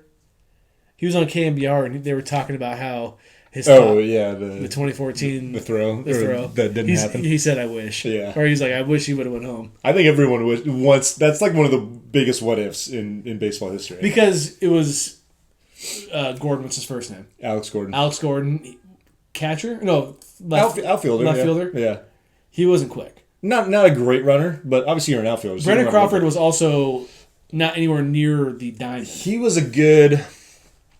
Do my math. Probably like 160 to 180 feet from home plate. So that's a good throw. And then Brian Murphy asked, "Would you have done it to his chest, threw it to his chest, or bounced one hop?" Yeah. He was like, "Well, I hope it'd be in the air." Yeah, I hope it'd be a strike to the chest. Yeah. Brandon Crawford, two-time World Series champion, like I just said, four-time Gold Glove, 2015 Silver Slugger winner, and a three-time All-Star. He's not going to be a Hall of Famer. It's crazy that he was a three-time All-Star. Honestly, Because he didn't hit much in his career. Yeah. He's going to be a Giants Hall of Famer, but he's not going to be a Major League Baseball Hall of Famer, nor should he be. No. But he will be known as the greatest shortstop in Giants history. No question about it. And he is, I mean, if I'm getting a jersey right now, it's either going to be his or it's going to be Bumgarner's. You want the one that's in the closet? That's all you. I do like that one. Yeah, it's pretty clean. You don't want it? No, that was a joke. Oh, okay. I was going to say, I mean, geez, I'll take it if you don't want it, but... It's Craw Dog, dude. Can we cheers to Brandon Crawford? Since we've just been lingering on the shot. To Brandon Crawford. God,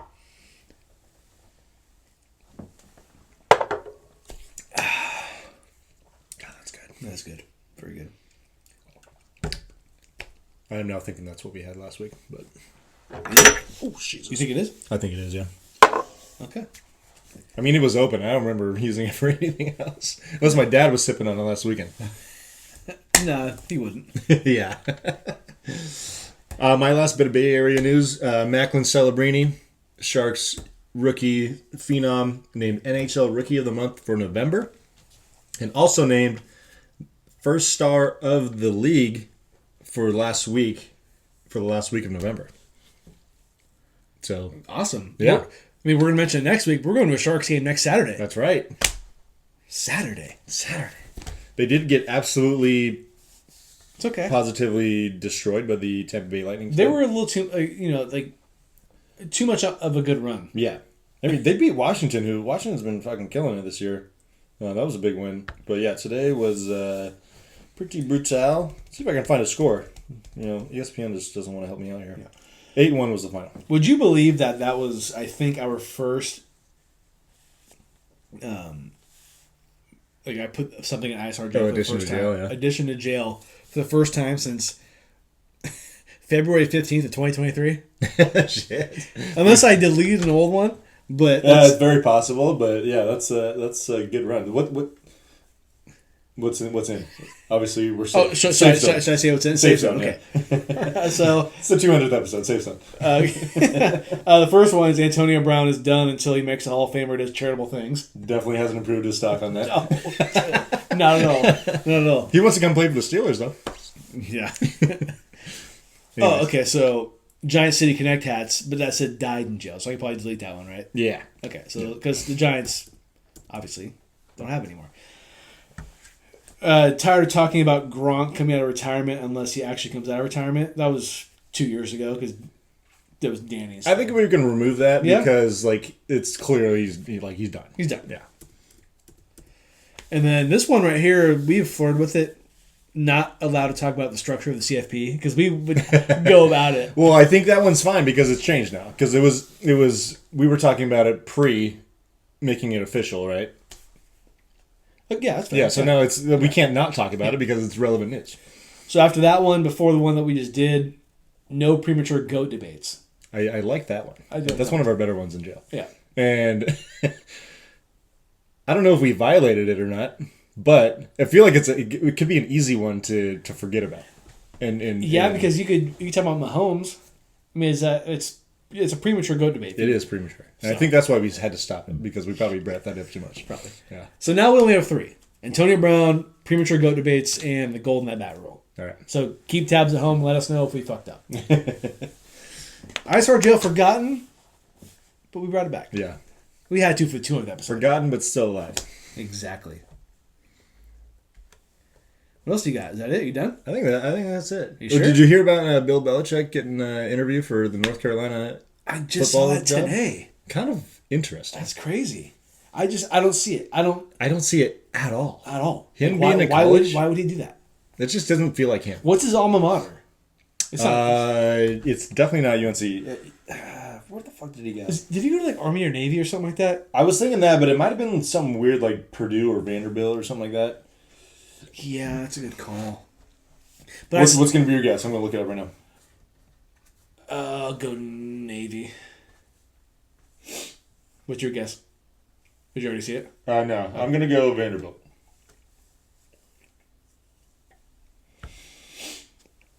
Vanderbilt, huh? Oh, he was born in Nashville. Let's see. What do we got? Where is it? Just type in Bill Belichick alma mater. It should just come right I up. thought it was Wikipedia page that fucking had it. Jesus Christ. Come on, man.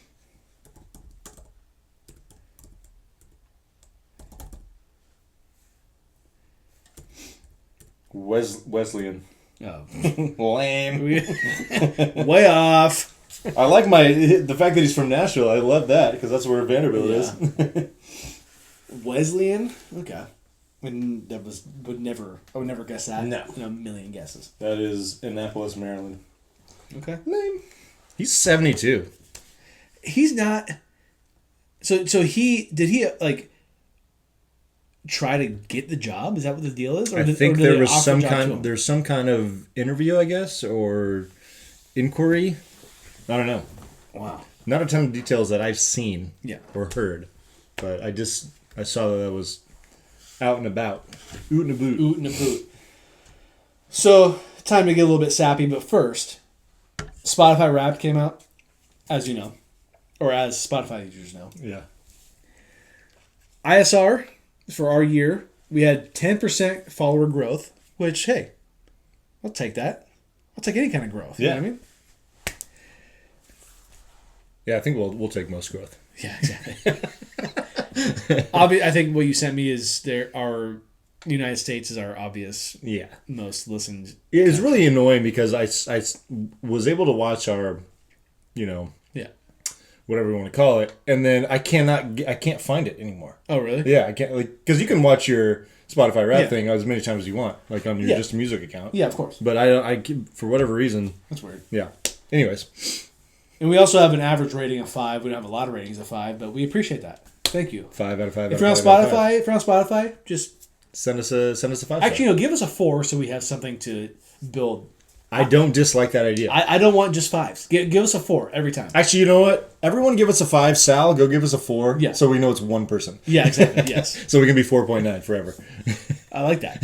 Just don't give us automatic 5 because you know us. If you listen to the podcast or watch, you think we kind of stink and we could improve. Or if you're a hater. Or if you're a hater, give us 3. Whatever. Who cares? Yeah. But we appreciate you, and we also thank to whoever watches us here or listens to us on Apple Podcasts. Because I know Devin does.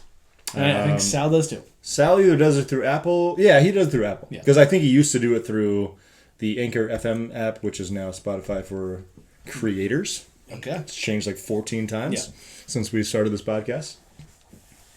But we appreciate... Because, we don't see you only see the Spotify ones. Correct. Because you don't see the people who maybe listen to us on the other...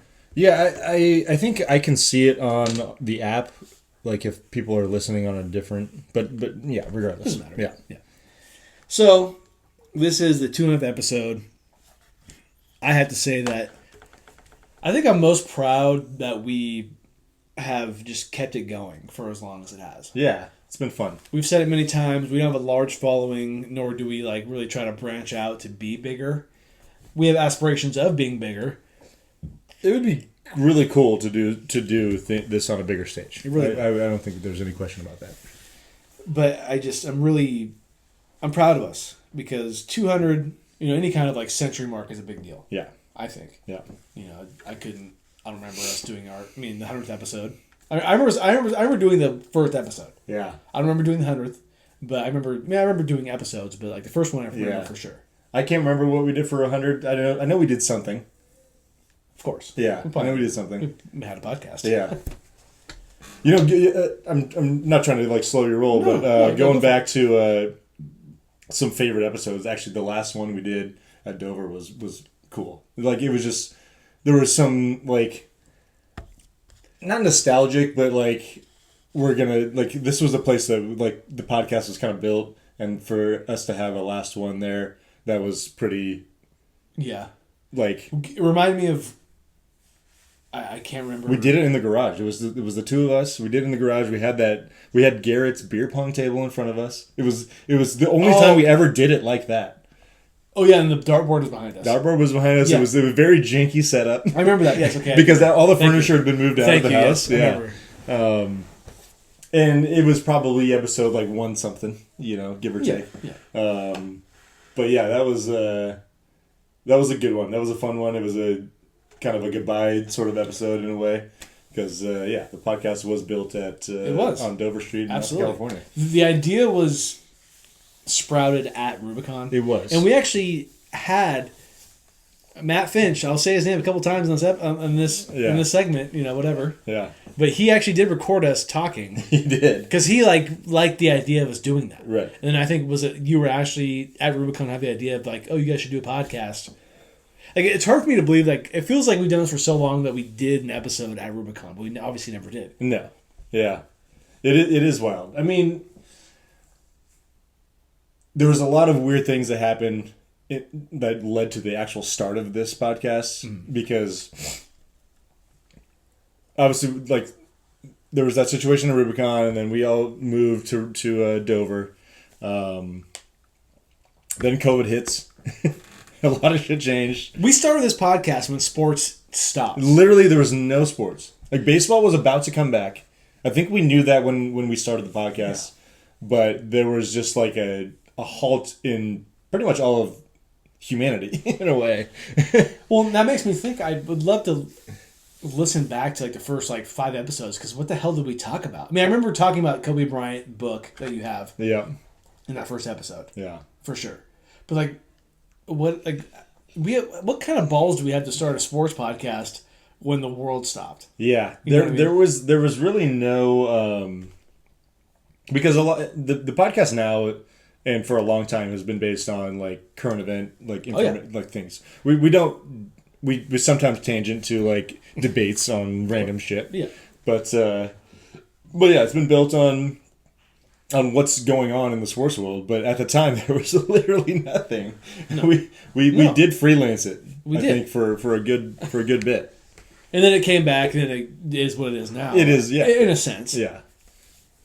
So I want to give a special thanks to our, official guests that we've had on the podcast. Yeah. I did the homework for it. Ashley Sills, she was our first official guest.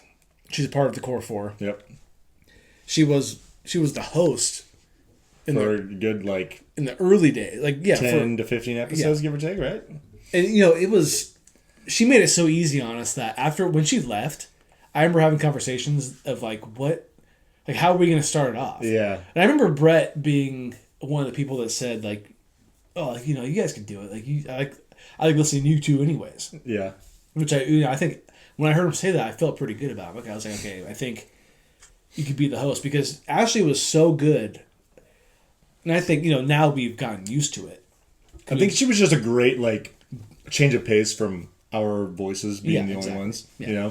It added some balance. Yeah.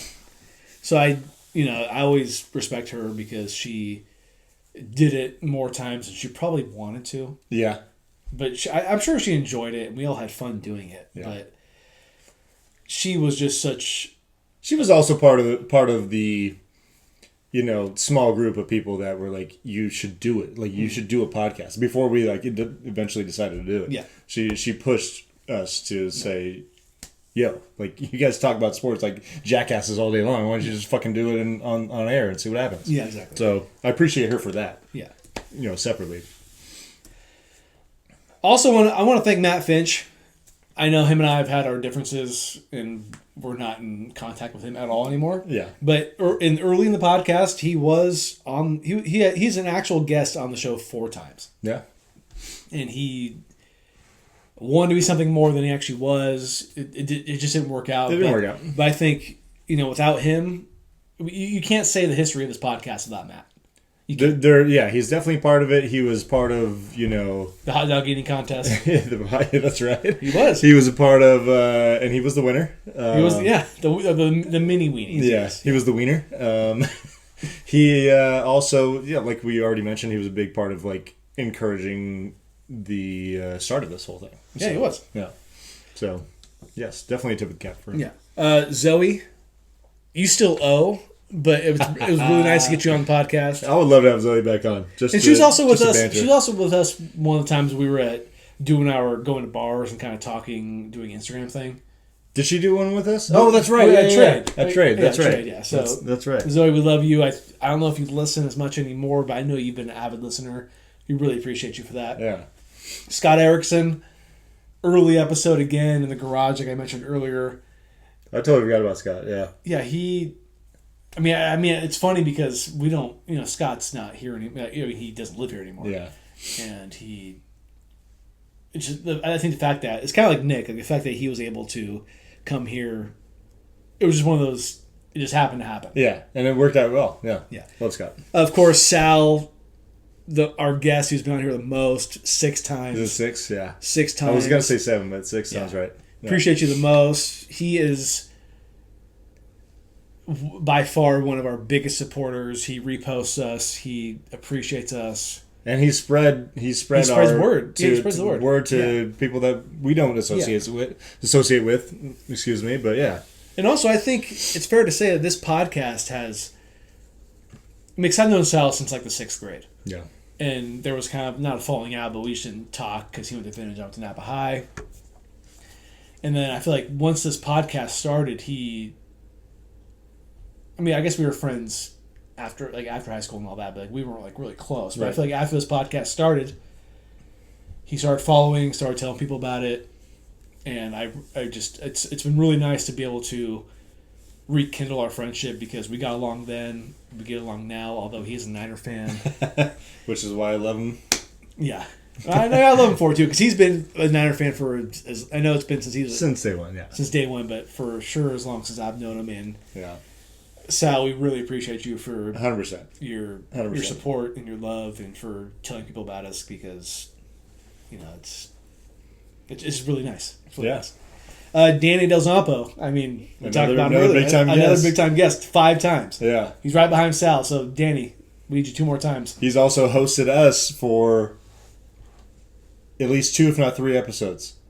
Yeah, we did. At his sister's house.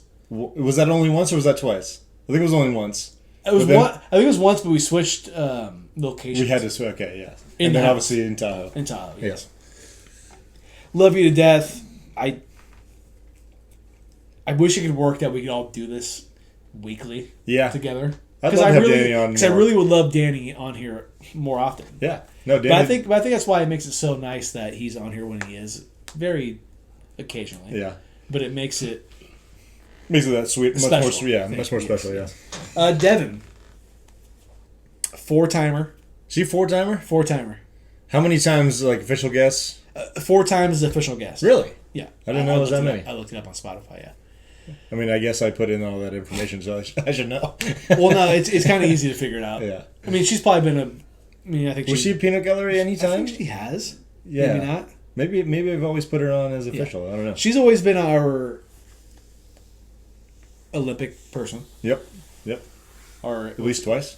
Yeah, I think because that's how many Olympics there's been since we've been around. She, without her, we wouldn't have gone to Paris because that was her idea. She had a huge part in encouraging that development. Obviously, we chose PSG as our team before that, but I think since we did that, we chose to do that, and then she was like, "Well, we should go see him in Paris," and we're like, "Yeah, whatever." Yeah, because how many times I made plans and it never happened, 90% of the time. But she stuck with it. We went to Paris, and it's something I'm never gonna forget. That was a very fun experience. Yeah, that was probably the peak of this podcast. And also, she got us to have trivia night at RD Winery when she worked there. Shout out to RD Winery. Great point. Yeah. Thank you for having us there too. Yeah. So Dev, you mean obviously a great deal to me. I think Emerson would say the same thing. You're all right. Just kidding. We also had Nico on the podcast once. Yep. And that was nice. Yep. Nico's fun. Also, another person I never really thought we'd have on the podcast because obviously he lives 3,000 miles away from us. Not easy to have. But we managed to make it work. We made it work one time, yeah. He loves the Syracuse Orange. We talked about them on the podcast. That motherfucker's seen all of his teams win championships, so You know what's funny? Because we, when it comes to college sports, we kind of live off of our friends' alma maters. Like we talk about Oklahoma, talk about Syracuse, we talk about Pittsburgh. Nico's one of those guys. We talk about Ole Miss. Fuck James. We do. Love him. Oh yeah, we do. We talk about Tennessee for Danny. Yeah. Now Texas for Devin. Now Texas for Devin, I guess. But no, it is good stuff. We had Arb Arb did have it. We had it at his mom's house. That's right. Shout out to Tamara. We did it in the garage. They hosted us. That was good stuff. Arb, that was a... Arb started off that podcast really terribly. He really did. Love him to death. He doesn't listen. It's fine. He's never going to hear this. Yeah. I'm glad we got to do it with him because he is, to his core, a sports guy. Oh, I mean, he's a huge football probably more than biggest he's the biggest Niner fan I know. I mean, if it's between him, Sal, and you. Yeah. But he loves his football. He's definitely in the diehard category of Niner fans. Yeah. Yeah. So we really appreciate all of those quote unquote official guests. Yeah. And on to the peanut gallery because we couldn't say anything about them. Is the king first? No, Garrett, Mr. Peanut Gallery himself, also part of the Core 4. If you know, you know. It's just, I think the name of the Peanut Gallery is because he can't eat peanuts. I don't think we would have called it anything else. Well, Peanut Gallery is obviously something that's someone's just chirping, right? Coming from the Peanut Gallery. Yeah. But it was such a perfect fit for him to be, part of the Peanut Gallery and then also be allergic to nuts. Because he is that guy. He's Mr. Chirp. Yeah. He will chirp your ear off all day. Love him to death. I do. Yeah. I would love to have him back on this podcast soon. And we actually weren't without him too long ago. We over the summer we watched some Stanley Cup hockey with him during an episode. Yeah. Obviously, Dylan, like I mentioned earlier, great podcast. We got fucking hammered that night. That was really funny. I hope I did not drive home that night. Who knows? It's still on YouTube if you want to go find it. Brady was there. He didn't talk much. That's kind of what Brady does. He's kind of too cool for school. Love you to death. Yeah. Katie's also there too. That same episode. She was in the way back, and you might be able to. Was she there the same episode? Yeah, it was all three of them. Okay, I guess I forgot about that. I thought it was just those two, but yeah, it was all three of them. Yeah. And then Nick, like we mentioned, love you to death. Connor was. Speaking of chirping, that was we had to cut those fools off. We had to tell him to go downstairs. Because that was the Tahoe episode. Yeah, Garrett and Connor were Peanut Gallery. It was me, you, and they were literally the full on Peanut Gallery. They were chirping. We're like, bro, couldn't shut the fuck up. Can you please just go down, please? Really appreciate it. That was fun. That was a good time. Yeah. That was a really fun episode Yeah. because of that. Because they were there, they were talking too much. Go downstairs. And they were probably ripping shots downstairs. Oh, I'm too. sure. Yeah. So. Dave Caro, a.k.a. Gabe Caro, a.k.a. Mr. Viking himself. Yep. It was a few months ago. We were talking about hockey. Talking Vikings. Yeah, he actually, I liked what he brought to the table. He chimed in quite nicely, yeah, absolutely. It was good. I don't know if you could hear it very well because... I remember that episode had some sound issues for sure, but... we think... No. Gabe Neither here nor there. Being a part of it. Regardless. Matt Osivimu, a.k.a. Oki Jr., go check out his music. He's pretty good at what he does. He was, I believe, the second or third episode. It was very early on. In my mind, I was thinking second, but I think it might be second. Yeah, it could have been third. Anyhow, yeah, and I think that was cool to have him on. Brett has been. Brett's for sure been on in the gallery. Yeah, he still owes for his A's prediction. Yeah, that's right. We don't forget around here. And I think Dev and Danny have both been also Peanut Gallery for sure. Yeah, that kind of thing. And of course, last but not least, how could I forget Slinky? Slinky. Slinky. Yeah. Danny's sister's dog. Yeah. If you know, you know.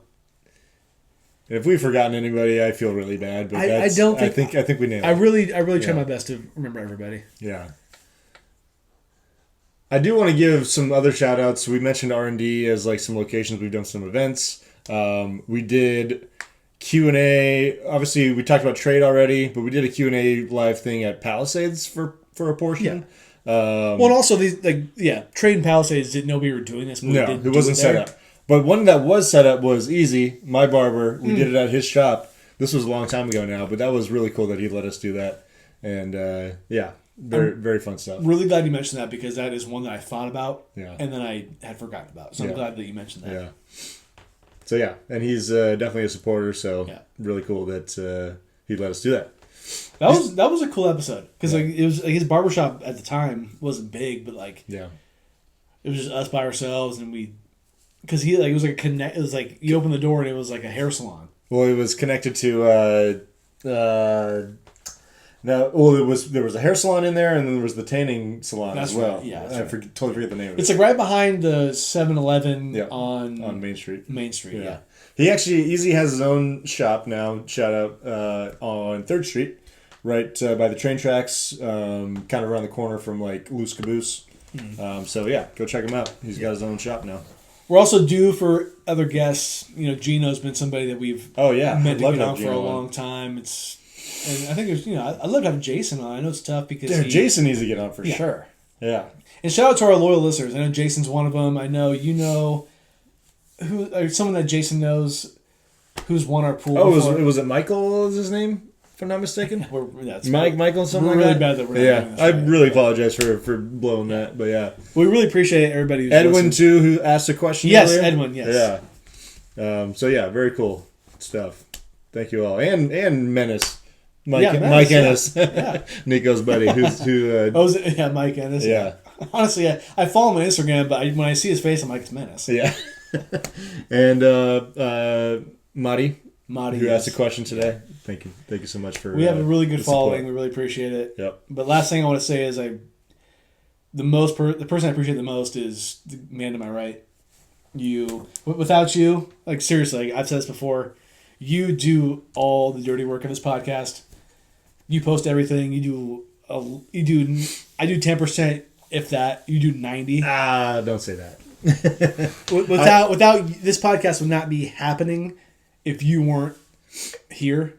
So I appreciate you more than you can ever know. Well, I appreciate you saying that, and I appreciate you being my partner because, likewise, I wouldn't do this by myself. So I need my best sports talk buddy to be here with me. And even though I do a lot of the prep and dirty work, like you said, I do enjoy it. So it's not like it's something that's a hindrance of my life or anything like that. Yeah. So I think if you didn't want to do it, you would tell me. I think so. And and this isn't going to be like, because prepping for this episode, it kind of feels like it's going to be like the last episode. And it's not. No.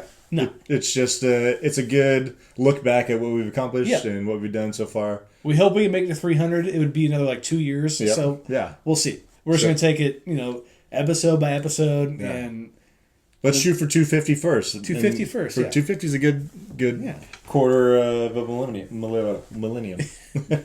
Quarter of 1,000. Quarter of 1,000. So, with that being said, we appreciate your support. We appreciate you listening. We appreciate you watching. And we will see you next week. Peace.